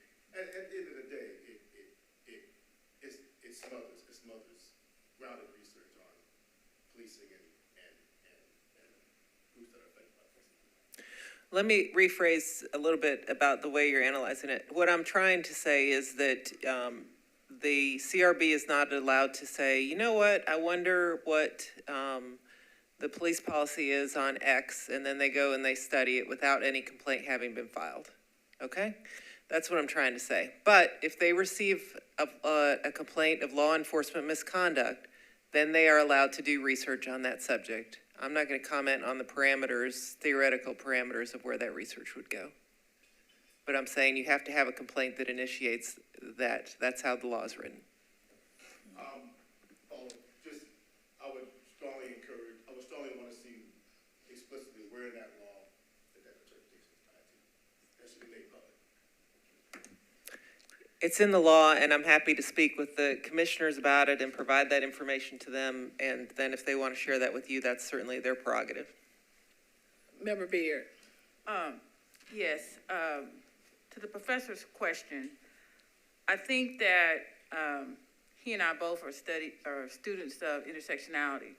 So I think that the question would be, and based on what our legal counsel is saying, and I'm gonna just blend this as a lawyer myself, it seems to me if the complaint stated that the woman felt that the misconduct was based on her being a woman that was undocumented, it seems to me that that could possibly be something that we could research, right? So the complaint has to say the misconduct occurred because I am a woman, an undocumented African-American woman.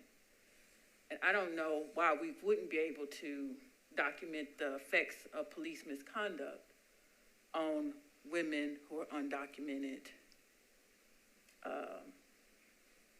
Black African-American women who are undocumented, not African-American women, but just undocumented. But it would, to me, the research should be that. We should be able to craft the research based upon the subject matter of the complaint. I think that's what she's saying. But I would hope we could, because if a person brings a complaint that says, I believe my misconduct was because of my race, then that should lend us to be able to conduct research that talks about how misconduct of the police is different based upon race. That's what I would assume. Thank you, Member Beard. Member Goddard. Yeah, the language in the statute talks about upon completion of review, the committee may, subject to its specific findings and conclusions, here's the important part, make recommendations to the head of the law enforcement agency for the improvement of law enforcement policies and activities and to the benefit of the community. And we'll need to get legal advice and we'll need to follow it.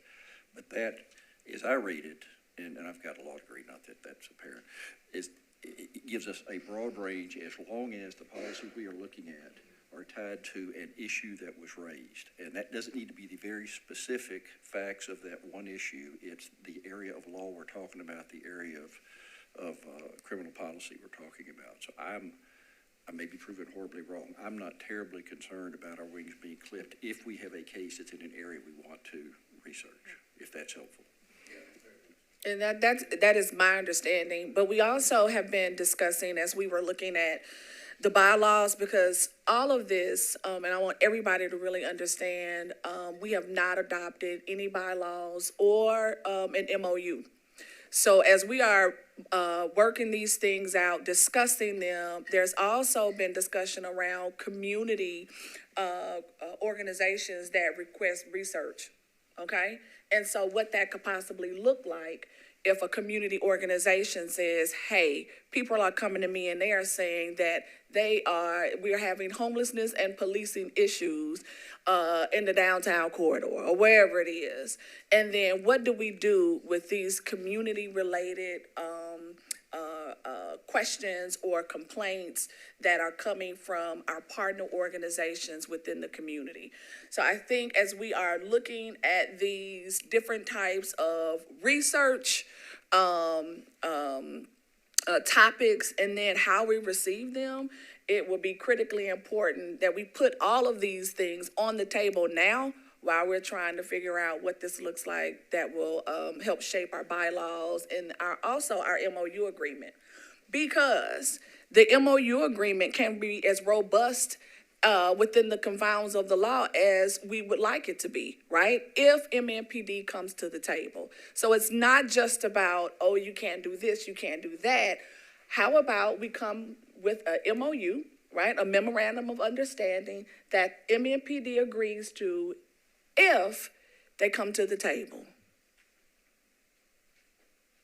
If they come to the table, then we can come to an agreement, hopefully, and have MOU discussions that we can at least hold us accountable to, hold MNPD accountable to, and also meet the needs of the community.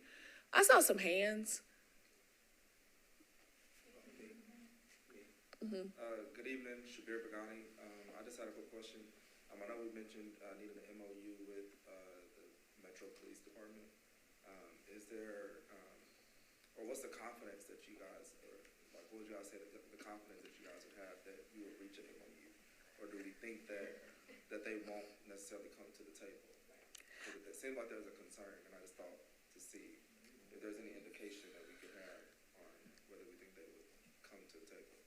Yeah, so I will say that we have had contact with MNPD, specifically Chief Drake, and he does intend to meet with the Community Review Board, but it appears to be on his own time. Did you have anything? I was just going to say, we had an MOU, it was before my time, had an MOU negotiated with the police department. Executive Director Fisher knows more about this than I. It was designed to be looked at and revised from time to time, recognizing it would likely become stale. And she and I were, others as well, but she and I were the main negotiators on revisions that we were in the process of doing. Those stopped when the new statute plopped down, and we got to not completely start over, but go in a bit of a different direction. And we had made substantial progress working with the police department on a number of issues that we had. Not everything was finally resolved, but we had resolved a number of issues. So I am cautiously, a key word, optimistic that we can pick up there and hopefully move forward. Not guaranteed, I'm not telling you that, but I have some optimism. And the thing about it is that we have to get this, we have to start over, right? In a sense. So we have an MOU, but it is not active because we are not the Community Oversight Board anymore. We are the Community Review Board. And so we will need to draft a new MOU and come to a new agreement. So that is the reason why we are earnestly attempting to get to the table with MNPD so we can have this agreement solidified, but it has taken longer than we have anticipated. And we hope that, I'd like to chime in here with the MOU. We can't really function properly without an MOU agreement. So it's imperative that we have that. And so, whether the mayor's office, or whoever, I think that they are recognizing this sense of urgency that we have to have in order for us to do this work and meet the timelines that this state is requiring for us. Member Holloway. Listening to you and others here comment on that, but if you as a complainant are not satisfied, your hands are not tied. We may be limited to a certain extent, but your hands are not tied. You can take it further. It depends on how you want to pursue that. And you get representation to carry it further in another court. Even though you're not satisfied with our outcome, if you're not satisfied with the police outcome, that doesn't stop you. You just got to have the courage to go forward with it. I have a question. I think I have a comment and a question. The comment is, having watched the process the very slow process of the first securing of a memorandum of understanding, how long that took because the department did not recognize the importance of that to the operation of the Community Oversight Board. So those of us in the community who are listening really appreciate, I speak for myself, I really appreciate that you all are saying, we want this, we need this, we expect this is going to happen. But for me in the community, and I suggest other folks, really would be wonderful if the mayor and the council would lean into the MNPD to set some timeline by which they're going to enter an MOU with the council, because it is it's hard to operate, and I think that feeds into the belief of the community that the city is not willing to really support the COB. So I really just want to put that out. The second thing is, my question, I got very confused.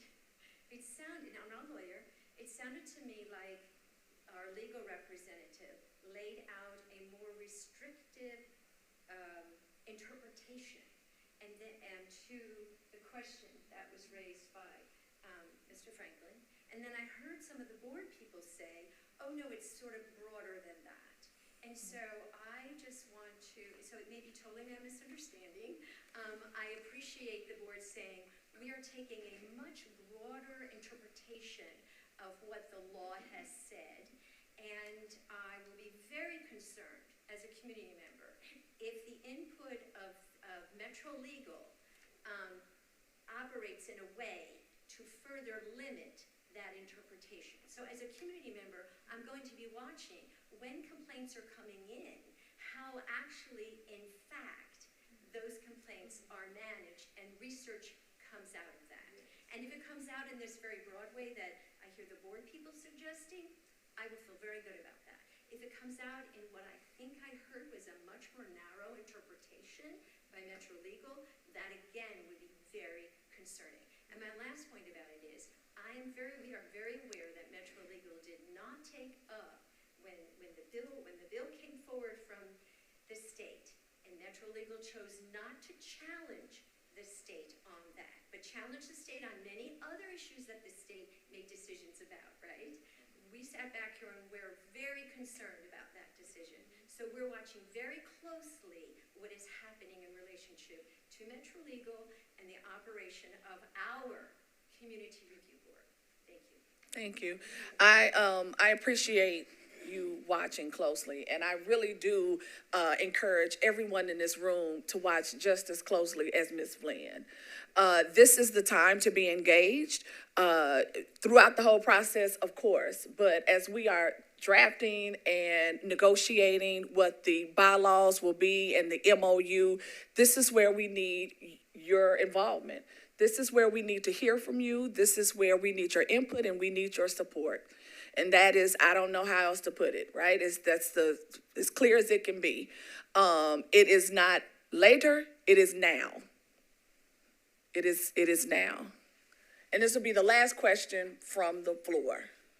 Is that something legally we can go to council members that are in the room or our own council members or the administration and ask them to put forth legislation that puts that timeline into motion that the CRB and MNPD must enter an MOU by a certain date?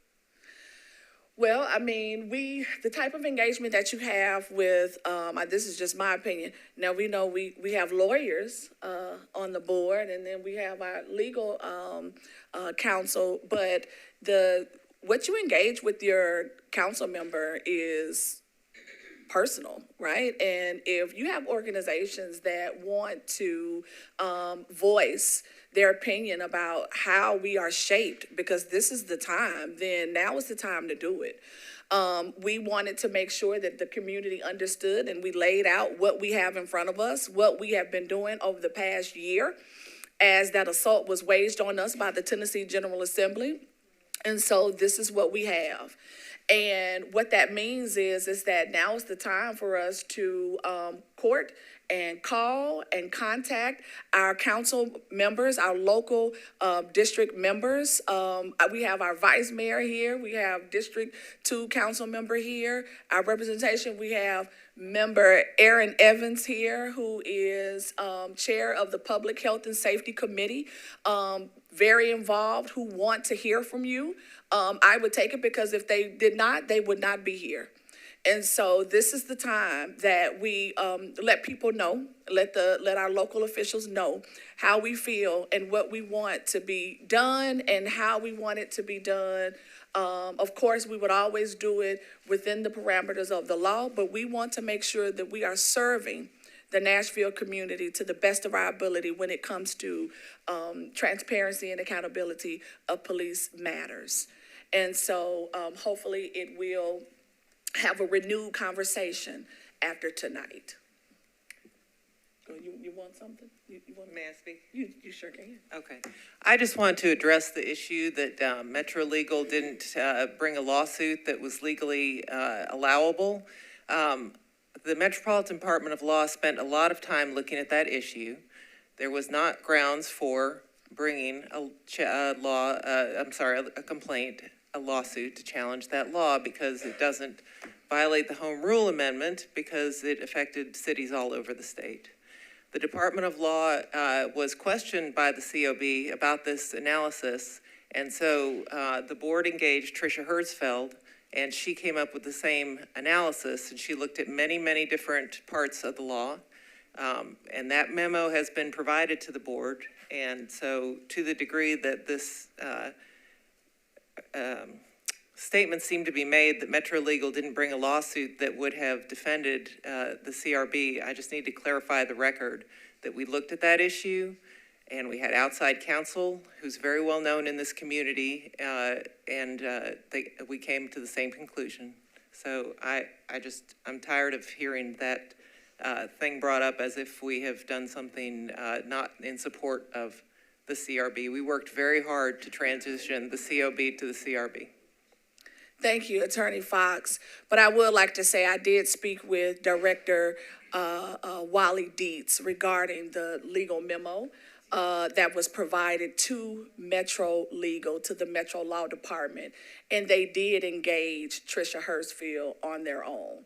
So at least that's what information that I was provided from Director Dietz, that it wasn't on behalf of the COB, it was on behalf of the Metro Law Department. Member Goddard. We may have a slightly different recollection of that. I want to be clear about a couple of things. The Metro Law Department gave the board the authority to hire its own lawyer of the board's own choosing to advise us on lawsuits that could be brought. And we had lawyers on staff at that time, too, that looked at that, recommended someone to us. We took that recommendation. I think it was a very good recommendation. She's a very, very good lawyer. She advised us that we could not bring the lawsuit on the same basis it was brought against, successfully with respect to the airport authority and some other things.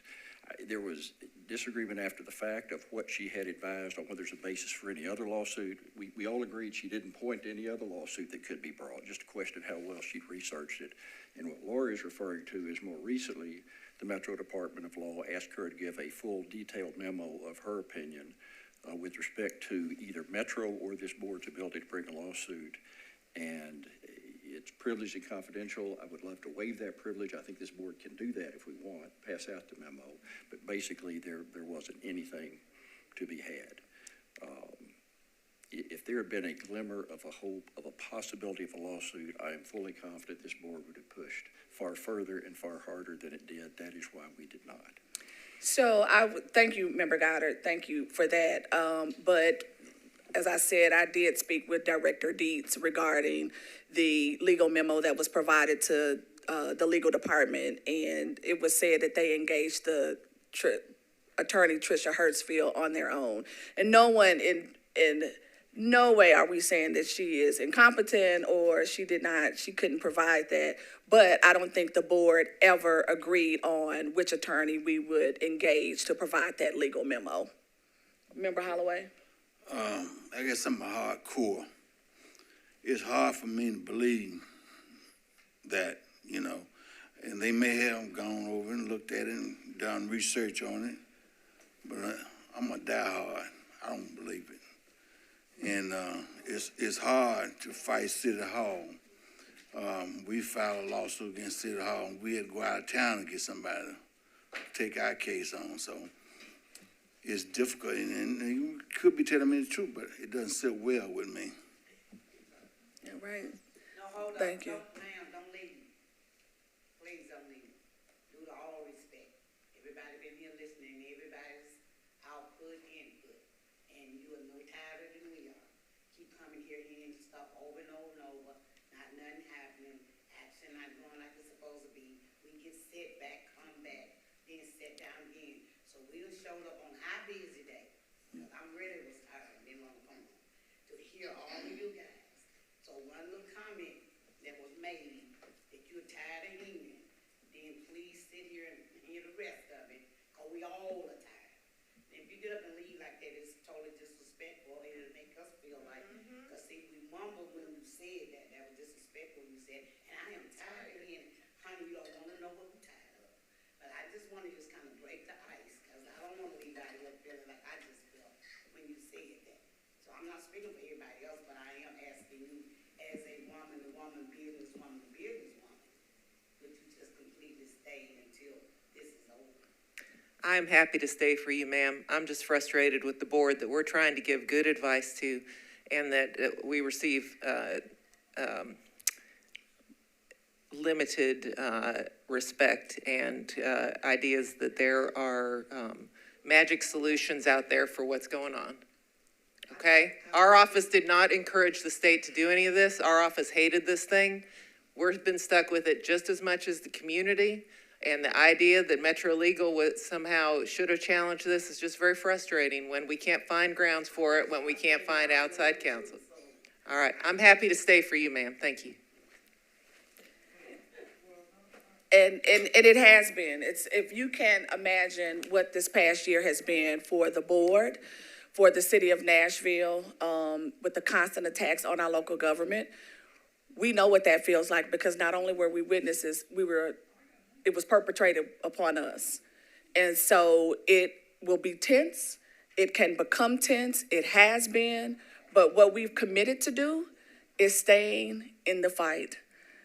Because what 135,000 people asked us to do was provide community oversight in the city of Nashville, Davidson County. And we said yes. And so nothing will run us away. It has been frustrating. We wanted a lawsuit. We still want one. But what I want everybody to understand is that we've come in this room because we know we can make a difference. And we can be better.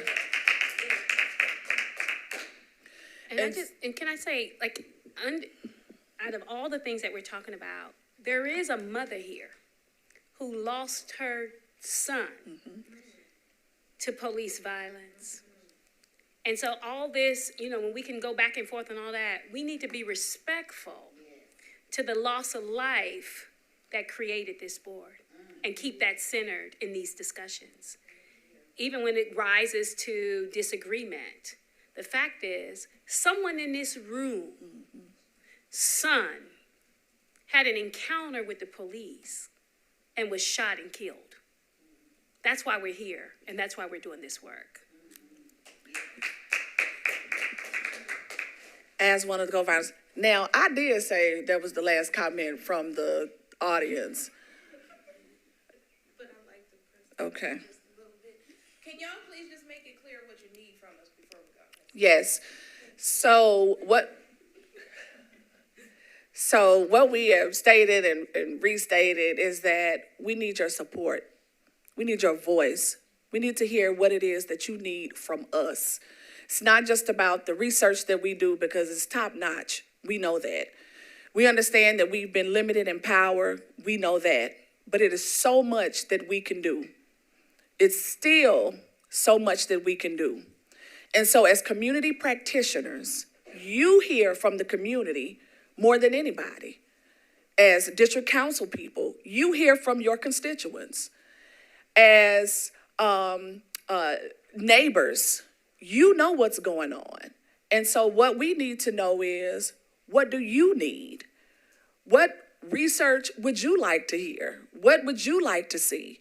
What is it that's happening in communities that we know and love that are being over-policed that nobody else knows about? It's time to dig in. Like, this work, it's time for us to go deeper. And I think this is the opportunity for us to do that. So we invited you all because we want to know what it is that you would like to see from the CRB. This is the engagement. Collective community engagement. And so it doesn't limit us because of who you are or what status that you have. It doesn't limit you asking us or telling us what you need from us. And so that is where we are. That is what we need from Gideon's Army. You guys put out the Driving While Black report. It's the 7th year, so it's a lot of opportunity to revisit some of that, you know. That's correct. And that's what we want to do. Member Witzel. I just wanted to add that we want to know what, as our chair said, what we can do for you. And my sister Rashida asked what you all can do for us. But just showing up like this and engaging this conversation is great. And we would love to see this much engagement on a monthly basis at our meetings. So if you could return, or you could send a representative from your organization, or you could tell a neighbor or whoever. And I think that will, these questions that you all have posed and these comments that you all have put out there have, I think, taken the conversation beyond what it would have gone without you. So that just it proves just how important you are to the process. And I just encourage you all to continue coming. Thank you. And I will preference every board meeting will not be like this. It is because of the presentation. And so we don't typically have comments from the floor and questions from the floor, but because of the presentation given by Executive Director Fitchard, we wanted to make sure that you all had an opportunity to ask any questions if you had them. Member Holloway. In this situation, what we're going through now, even the community, you got to have thick skin for us to be able to communicate and work together. That's all I'm gonna say about that. All right. Member Goddard. Quick point, there will be a public comment period at every board meeting that we have. So while there won't be full presentations, this level of back and forth question and answer, there will always be a time to be heard at every meeting we have. We had public comments this evening. And Madam Chair, between meetings, can we give our community partners an email, a phone number? Who should they particularly contact with the board? Should they call just to the office? You know, we want to make sure that they know exactly how to get this information to us. And that's just calling our main number. You know, can we give our community partners that information today? So I know for a fact that a lot of our community partners have a direct line to our community engagement specialist, but they also have a direct line to Executive Director Fitchard. Sounds great. And so to provide that level of feedback that is necessary for us to move forward in a more collaborative way, that's what I would suggest, that they call Edie Fitchard so she can get this information on record. But I also want to say that if we did not hear from you, we would not have known how you felt. If you had not shown up tonight, we would not have known that you cared. And I only say that because, Member Witzel, you made an excellent point. We have to see you. We have to see you. We have to hear you. I feel the love. We feel it, but we have to see you. We know the good work that you're doing in the community, but it's only going to be good if what we're doing is also good. And so I just want to leave you all with that. We are just about done with the meeting. We have a couple of more items on the agenda.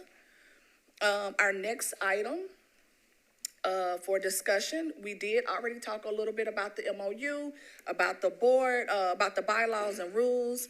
Now our research team is coming to discuss our policy advisory report for sexual misconduct and trauma-informed victim services report.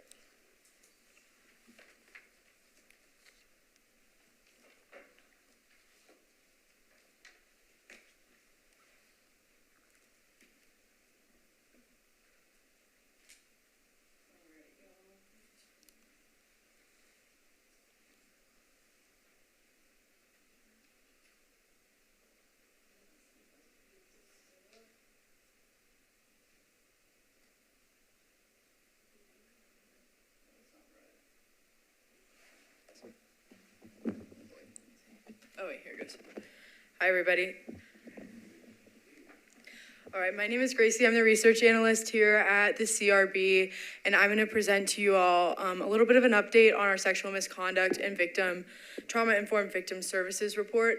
So I originally presented this report at the October 26th COB meeting, and with this presentation, we are going to reintroduce this policy advisory board report into the CRB so it can be finally approved. So it's currently in its draft status. I'm going to provide a high-level overview of what the report said. I'm not going to include recommendations for the sake of time, but please feel free to ask any questions, and we'll try to get them answered. At the end, there will be a QR code that you can scan and see the full report online with all 33 recommendations for MMPD included. So this report originated out of the request from Executive Director of Silent No Longer Tennessee, Greta McLean, coming to a board meeting and requesting that the CRB, well, at the time the COB, look into cases of sexual misconduct that were being experienced by over 70 current and former MMPD officers that she was in contact with. And requested that the COB, at the time Mayor Cooper and members of the Metro Council take this seriously and look into how to initiate policy changes to prevent this from happening in the future. Additionally, around the same time, we received a complaint in which an MMPD officer failed to provide adequate services for a victim of a sexual assault in a response call, and this was filed kind of as another wing of this report to include both internal and external approaches to how MMPD handles sexual misconduct. So internal is thinking about how MMPD officers and employees relate to one another and policies that prevent harassment in that sphere. And then external is focusing on how MMPD officers are trained to react to gender-based violence and other forms of traumatic incidents that can happen to folks in the community. And this report falls in line with a lot of other suggestions from organizations like the International Association of Chiefs of Police and Violence Against Women International and the DOJ, who recommend these robust sexual assault and harassment policies to protect both employees and community members in the course of interactions with law enforcement officers. The goal of this report was to take a comprehensive look at MMPD's divisions and departments and to see how they were handling sexual misconduct at various stages in which both employees and community members interact with MMPD. So we looked extensively at different SOPs, at policies, and at training materials to understand kind of what's happening with MMPD, what their training looks like. We reviewed their trauma-informed victim services kind of response model and what they do in that realm and how they're trained for that. We also looked into their supervisory structure and to see kind of what role supervisors played in allowing complaints to go through. And then we also talked with victims of sexual misconduct, both current and former MMPD employees and community members to understand their perspectives on the issue as well. This basically covers how we did those things. And lastly, we compared MMPD's current policies and responses to a tool that the International Association of the Chiefs of Police, they provide that helps departments kind of assess where they are in terms of gender-based violence response. So Very quickly, I'm going to go over some of the key highlights from each of these divisions: OPA, background and recruitment, training, and behavioral health services. There are recommendations that correspond to each of these findings, but I won't be presenting those, as I said. In terms of OPA, we found across the board a lack of standardization in how they approach cases. So OPA currently designates any complaints that come in as either serious or minor misconduct, but these terms are nowhere clearly defined. And there's also goals within MMPD, as stated by Deputy Chief Green, to deal with these types of misconduct at the lowest level possible, meaning they try to handle things at the precinct level or with just a direct supervisor instead of escalating issues all the way to OPA. Even Lieutenant Aravalo, who is over the Human Resources Investigations Unit within OPA, noted that he was unsure whether the Chief of Police and OPA were being properly notified of cases of major misconduct, serious misconduct, and the like. Lastly, before the complaint investigation begins, they go through a review process to determine whether or not to take the complaint and to whether it's founded. And there's no official standards to tell them which complaints are founded or not. And this is not tracked anywhere, so it's unclear what complaints they're turning down from the process altogether. The trend tracking system within OPA is also underdeveloped, as well as their department level tracking. So currently precinct level tracking. So any complaints that are handled at the precinct level are not reliably tracked in OPA's trend tracking system. And OPA's trend tracking system only includes personal complaints and is mostly done through informal conversations in their office around what kind of issues are coming up, but there's very little overall reporting that goes out to community members or that's accessible. And because of this, they rarely find fault above an individual officer level. Most of it is officers are maybe disciplined for some level of misconduct, but they never really investigate kind of unit-wide issues and never track that. It's also unclear how sexual misconduct is classified and where these complaints would be processed. So when a complaint comes in, it can either be forwarded to the OPA unit, which does administrative investigations, or the HRI unit, which does more like human resources type harassment, discrimination, hostile work environment. And sexual misconduct does not have a specific location where that is handled. And it's also not clearly defined as its own offense in MMPD's policy manual. So when you look at MMPD's policy manual, there's nowhere that says sexual misconduct or where that would be handled or what the offense category is, which leads to a lot of problems when you're disciplining officers and how to do that consistently. We also found that the OPA process doesn't do a great job at providing adequate services for victims. Victims are not allowed to have an advocate throughout the process. There's no set way that victims are connected to resources, and whether it happens or not is just kind of chance, it seems. And there don't seem to be very solid protections of when victim confidentiality is going to be breached in the course of an investigation. Meaning if somebody is told that like their personal information or told that this is an ongoing investigation, they're not warned before that's going to happen. One of the kind of few attentions to detail that OPA does is their mediation program. And this is a chance for victims to try to have a mediated conversation with officers that they filed a complaint against. But the way that MMPD handles mediation is not the most victim-centric. I would say that their rules around when mediation can be used are very strict, and it's only used in cases that are kind of more a matter of perception rather than substance. So this is if somebody got into an altercation with an MMPD officer and they perceived that they had experienced some sort of discrimination. The officer and them would sit down and have a discussion about it, but nobody would really have fault in the issue. It would mostly be like, oh, you thought you were discriminated against. There's not, mediation is not used when there's a clear violation that they're going to assign to an MMPD officer, which it makes it seem like the officer is not truly taking accountability for their actions in these cases that they decide to mediate. Moving on to the background and recruitment division, overall, the language that they use to inform who they're going to recruit into MMPD is rather vague, and the desired skills that they want from an officer also are rather vague.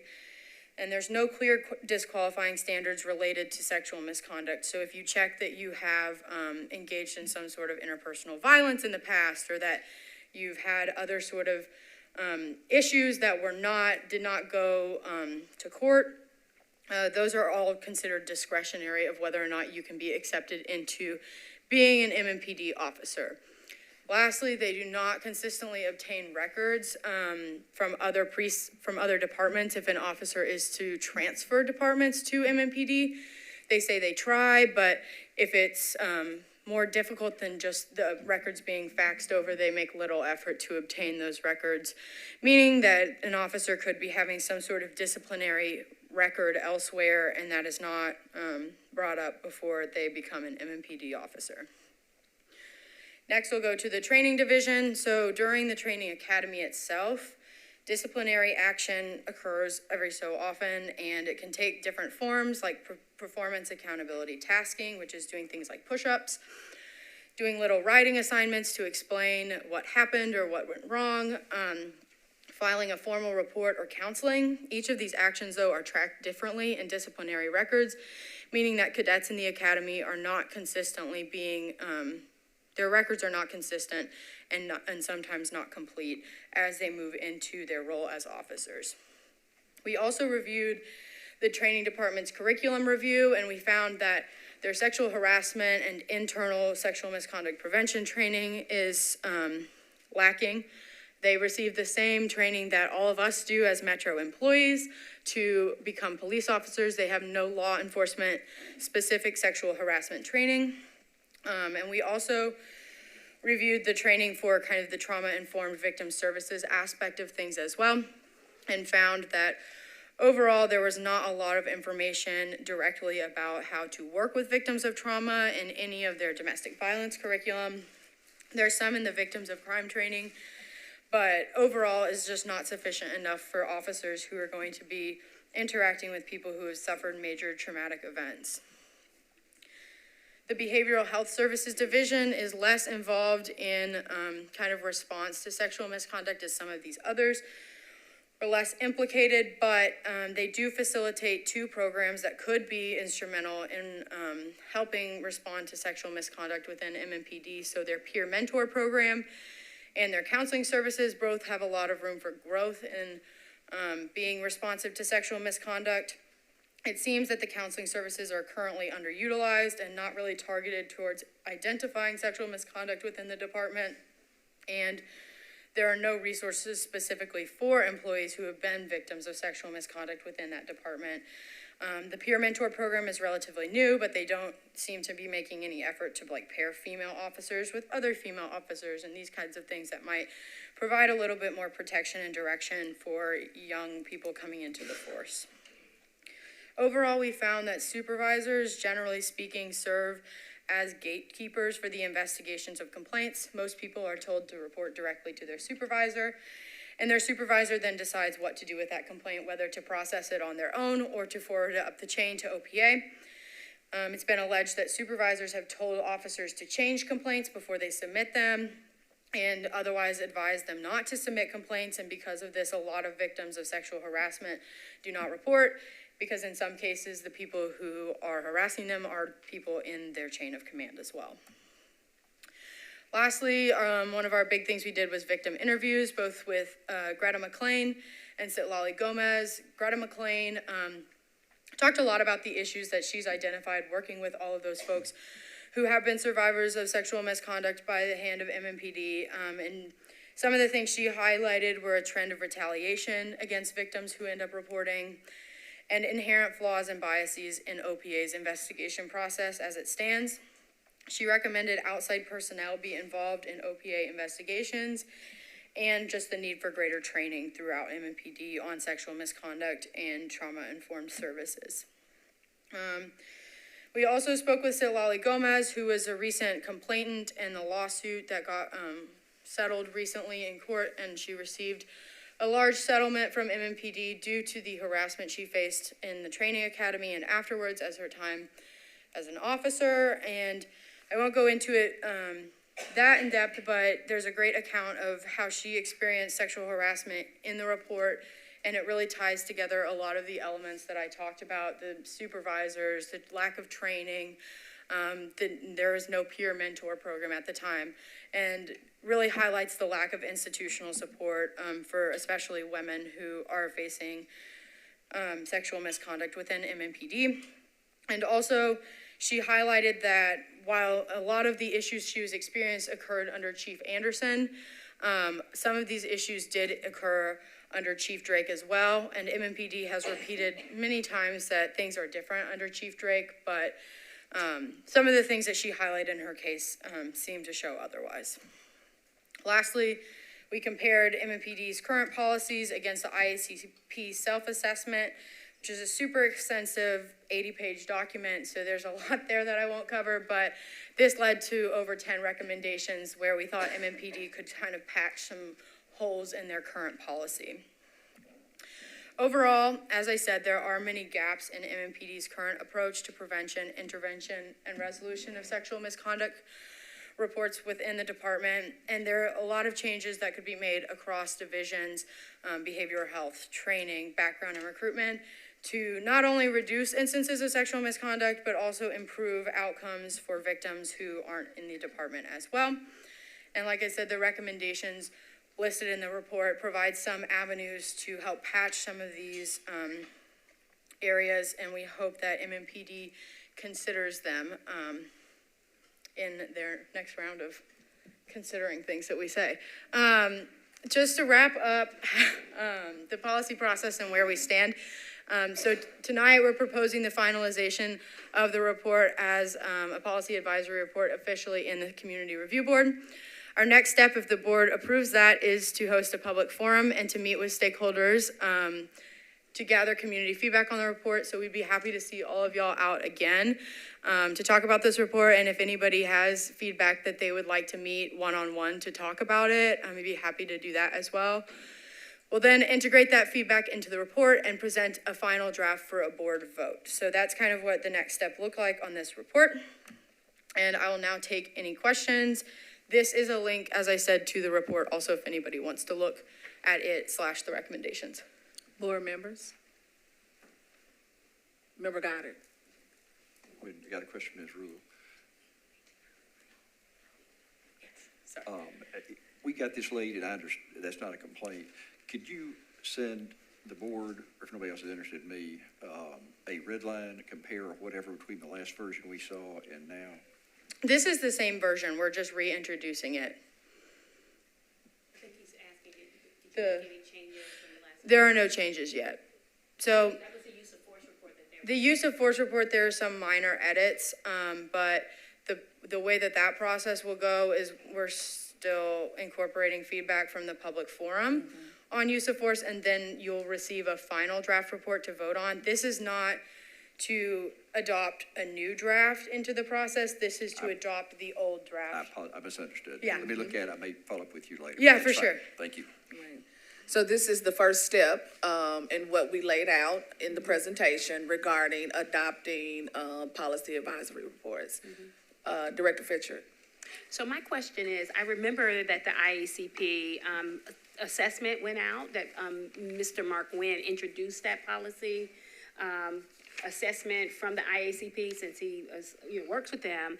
And so my question is, I didn't read anywhere, and I can't recall because I didn't see it in the report. Can you remind me if the Metropolitan Police Department took that assessment? Yeah, so the Metropolitan Police Department did not take that assessment. It's encouraged that law enforcement agencies do a self-assessment, like it says themselves, because they're the ones that know the most information about what's going on internally in terms of process, in terms of training, and in terms of the practices of everyday officers. We did the best we could to look into the things that are recommended in that self-assessment tool, but we would strongly encourage, and I believe that's recommendation 32, that MMPD take that assessment themselves. All right. Any additional questions from the board? Okay. And so we do need to vote to move this forward, correct? To move into the next next step, which is the public forum. public forum. I'll put that chart up, and it'll confuse you, but yes. Which should be in the community, correct? So it probably would not be at Howard School Building in the Sonny West Room. It will be held most likely at a community facility. Yeah, and we'd like to do that next month, so that it can be ready for the board meeting in February. I think it's imperative that we get this report and push it forward for the protection and safety of the community, but, you know, also these recommendations, there's a lot of recommendations, but it's important that we get this done. Yeah. And that you all show up for that, because this report is extremely important. We heard from we had a case, it was held publicly about a young woman who had been sexually assaulted from a person, and we worked through that process as a community oversight board, and found that the handling of this victim and the witness and all that was concerning, and so I think if there's never been another report, this is one of the most important reports that we have. Member Witzel. I would just like to make a motion that that the board approves this report and move it to the next stages for the community to comment. All right, is there a second? Second. All right, we have a second. All in favor? Aye. All right, opposed? All right, we have a report that will move on to public forum. Thank you. Thank you, Ms. Rule. Is that it? Do you want to do use of force director for 8 minutes? 6 to 8? What do we have here? We're talking about the use of force report. Are we over time? Oh, yeah, we're over time. Okay. 6 to 8 minutes. It's about 6 to 8 minutes. Can you all give us 6 to 8 minutes? Extra. I don't know about that. I'll go fast. All right. So similar to the sexual misconduct report, this use of force report is also a draft report that we finished in, I guess it was July of 2023 as a COB, and have not moved it yet to the finalized draft form. So again, doing the same thing of getting that draft officially into the CRB to move forward with. So to start off, I'll say that the use of force report is an incredibly jarring topic. I think this board was created originally out of violence done by MMPD and force used against people in MMPD, and the ultimate excessive deadly force being used against 2 of our community members here. And so just want to hold, as we go through this report, the importance of highlighting what is currently happening with MMPD as it regards to force, and how we can create changes to hopefully never see things like that happen again. We know that use of force is not only a horrible thing to endure, traumatic, it also alienates people from having trust in the police department, and costs taxpayers millions of dollars each year to settle these types of lawsuits related to use of force. So a really pressing topic to cover as the CRB and to finish out as the CRB. I'm going to show a couple of graphs that we found in the use of force report. Again, there's a lot more detail in the full report. I'll start with saying we did some overview analyses to just understand how many use of force incidents that were happening each year.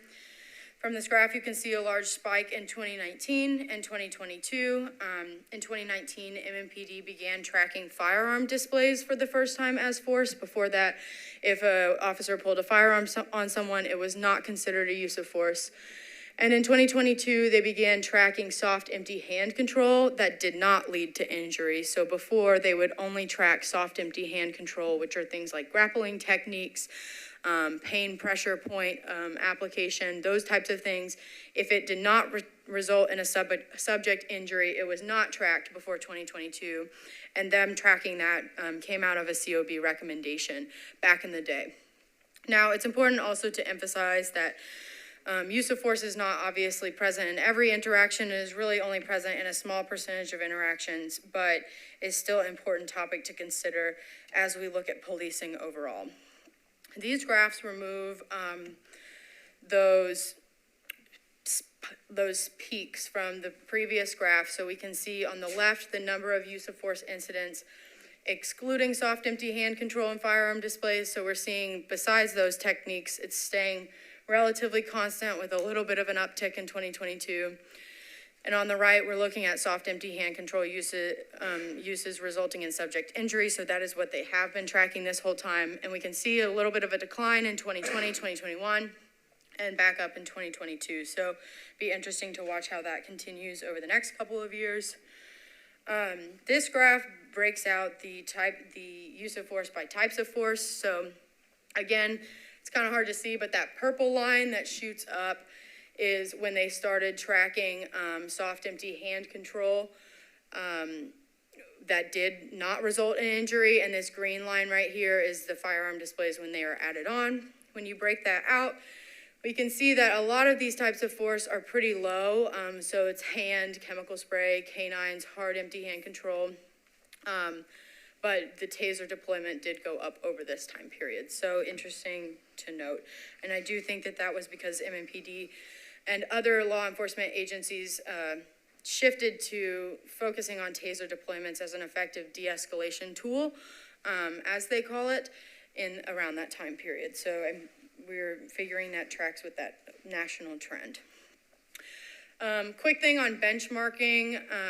Basically, when looking at criminology data and other law enforcement data, a lot of people say that we should benchmark it. So instead of comparing the rate that something is happening to the entire population, we compare it to another criminal justice-like statistic, like arrests. And this is mostly due to the fact that since like minorities and especially Black folks are overrepresented in police encounters anyway, to understand if use of force is proportional to the amount that they already interact with law enforcement, or whether of the times people interact with law enforcement, people of color are affected more often with use of force.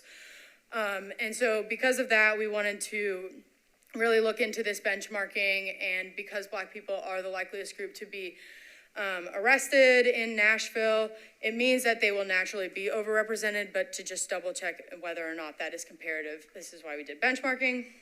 And we also want to acknowledge, though, that even though we are benchmarking, all of these instances of force and these police interactions overall are traumatizing and has like a really big weight on the community and on the folks they impact. So wanting to hold that space for that as well. When we look briefly at use of force incidents by race, we can see that clearly here, Black folks are overrepresented in the number of force incidents that they see in interactions with MMPD, and this is above and beyond even the percent at which they're arrested in the population. So we see 57% of arrests being with Black folks, where 60% of use of force is used against Black folks. So overrepresented not only based on population, but also based on other crime statistics, if you will. And we see that this trend carries over with use of force against youth.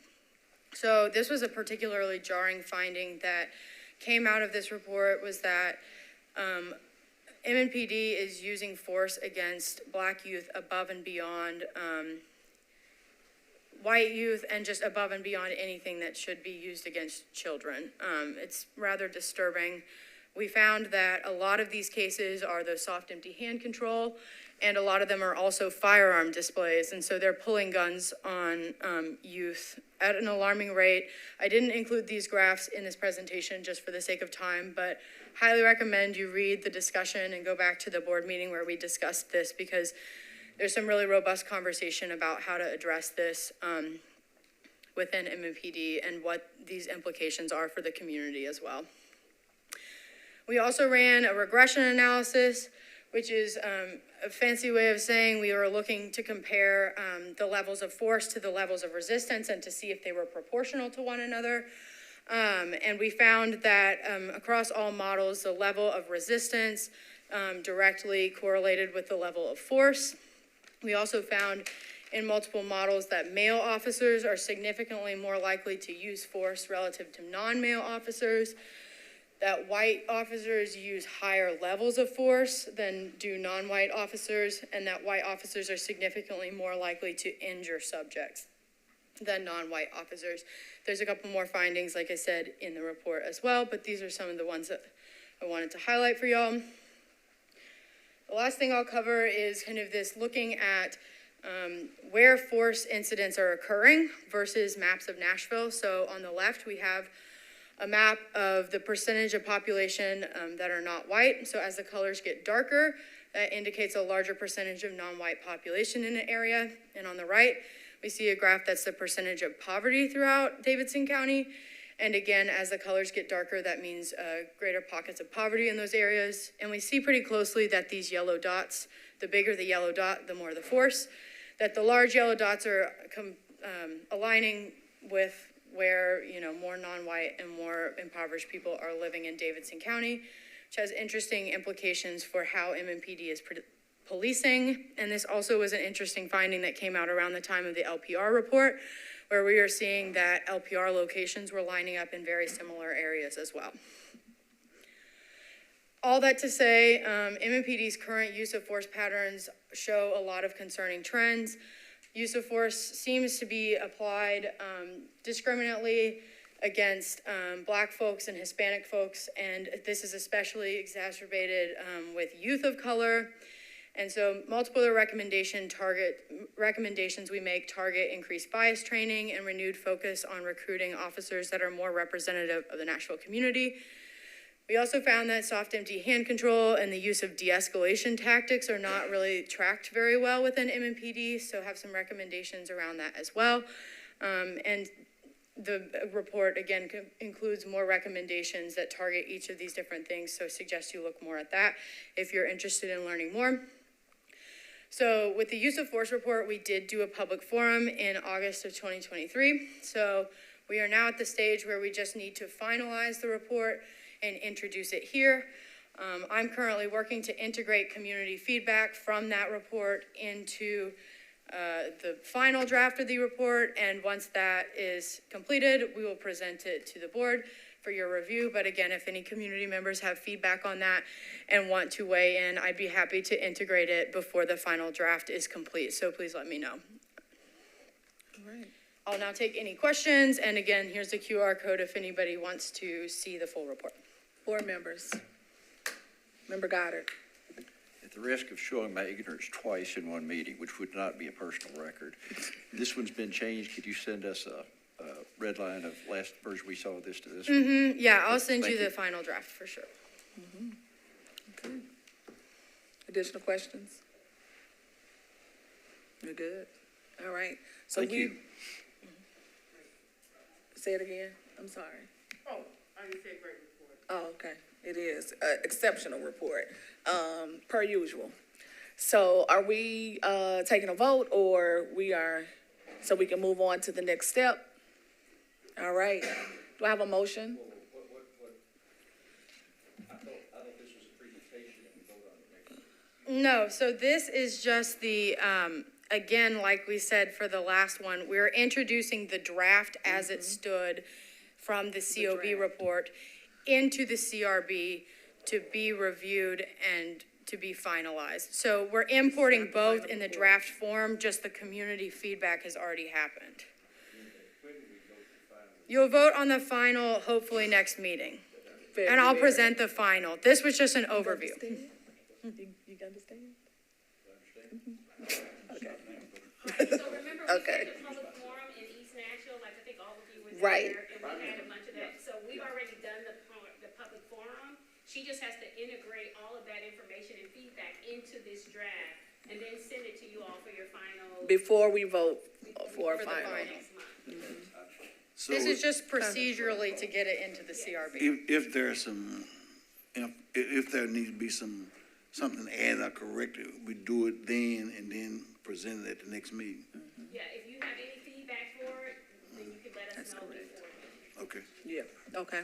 All right, so do we have a motion on the floor to accept the draft? As a CRB report? So moved. All right, do I have a second? Second. All right, We have a motion and a second. All in favor? Aye. All right. So we have, a report for the CRB. Amen. Amen. Did I just show y'all that I'm a preacher? I'm sorry. Can I get an amen? Thank you. New business, announcements. Do we have any new business or announcements? The only thing I wanted to, that we did not address, and I think we need to do that really quickly, is that I did send you all a budget. Yes. Proposed budget to review. Yes. Drew, did you want to take any control over that? Because the budget is due, Metro budget is due on February the 9th. Okay. All right, and so we're not gonna have a full meeting until then. And so what I sent you was a proposed budget, and which is what we talked about at the executive committee meeting to present. I know you guys haven't had a lot of time to review it, but it's just a proposed budget. It will change, I'm sure. Okay. Here's what I just got that a few minutes before I headed over here, haven't had a chance to look at it. I think, and it can be by consensus, or we can take a vote, I don't care, but I think basically the budget committee, which is Executive Fisher, myself, and the chair, are expected, because I don't think we can authorize action by a committee, expected to review that with Jill, come to consensus if we got any issues, and have that be what's entered as a draft at this point with the Metro Department of Finance. Does that make sense to you? I didn't hear you. What is the draft? Because what they don't, that's not how it usually works. No, what happens on the February date you said? You enter, Submit it. It's So the, February 9th, when you submit that into Norbit, that's, there might be a time or opportunity to make some changes, but on the 9th is usually, what they want all departments, that's the cutoff date. That's for right. every department to make certain that they Well- have entered their budget request. Is there, I know that, well, the problem is we're back, let me ask the council member. So once you put that in Norbit, and, and for the year, is there an opportunity to come back and make any changes, or is that it? Once you submitted it, can you make changes? Yes. Yes, you can request a change up until the mayor submits his budget first. that's what I'm getting at. May We're getting caught in the same time bind the calendar does it to us, that we're supposed to have a board approval of the budget, and we're not in a position to do that today. So have us put one in, communicate that the board hadn't reviewed it yet. There may be changes, whatever, and appreciate we're in a bit of a no man's land in terms of exactly how you do that, exactly what our likelihood of success is, but. but we a do full have an approval by the opportunity. It board. sounds like we will have an Exactly. opportunity to, adjust, amend, revise, anything if need be. So we will, take a look at the budget at our next board meeting. I would not miss that Metro deadline. No. No, not talking about No, that. no, Not no, talking we're about that. submitting February No, no. 9th. Yes, so we are, but just in case we need to tweak something, we will have an opportunity to do that. And keep in mind that you can request a change, but they're working with all of the departments. That's right. The mayor's trying to finalize his proposal to the council. So just keep in mind that if it's something significant, it may throw things off and you might not get it. So we need to get it right. So I would Okay. suggest that you and us have a meeting. That's Yeah, right. exactly. This week, well, it needs to be this week, because the 9th will be here, and I want to submit it by the 7th. And so we need to meet and then finalize whatever numbers, send that out to the board to review, and then we submit that one. That works. I'm sorry, to Norbert. And then we'll still vote on it in Yes. February. And maybe the three of us pick a date when the meeting finishes here before we head out. Okay. All right. Thank you, Councilmember Toombs. All right, if that is it for new business and announcements, do I have a motion to adjourn? You do. All right, we have a motion, a second. I have one thing, Bef- just one thing. yes. If the Lens Health Center is available, can we do the next meeting at Lens Health Center? Okay, we can check on that. We do have the schedule, already, mapped out, I do believe. Is that correct? Is it any particular reason? I mean, you're talking about inviting the public there and they can go over some of the issues that we got coming up. I thought the facility location is great. Okay, I mean, all right. I'll check into it and see if they have availability. Thank you, Member Holloway. Did I ever get a second on the adjournment Second. motion? Thank you. All in favor? Aye. Thank you.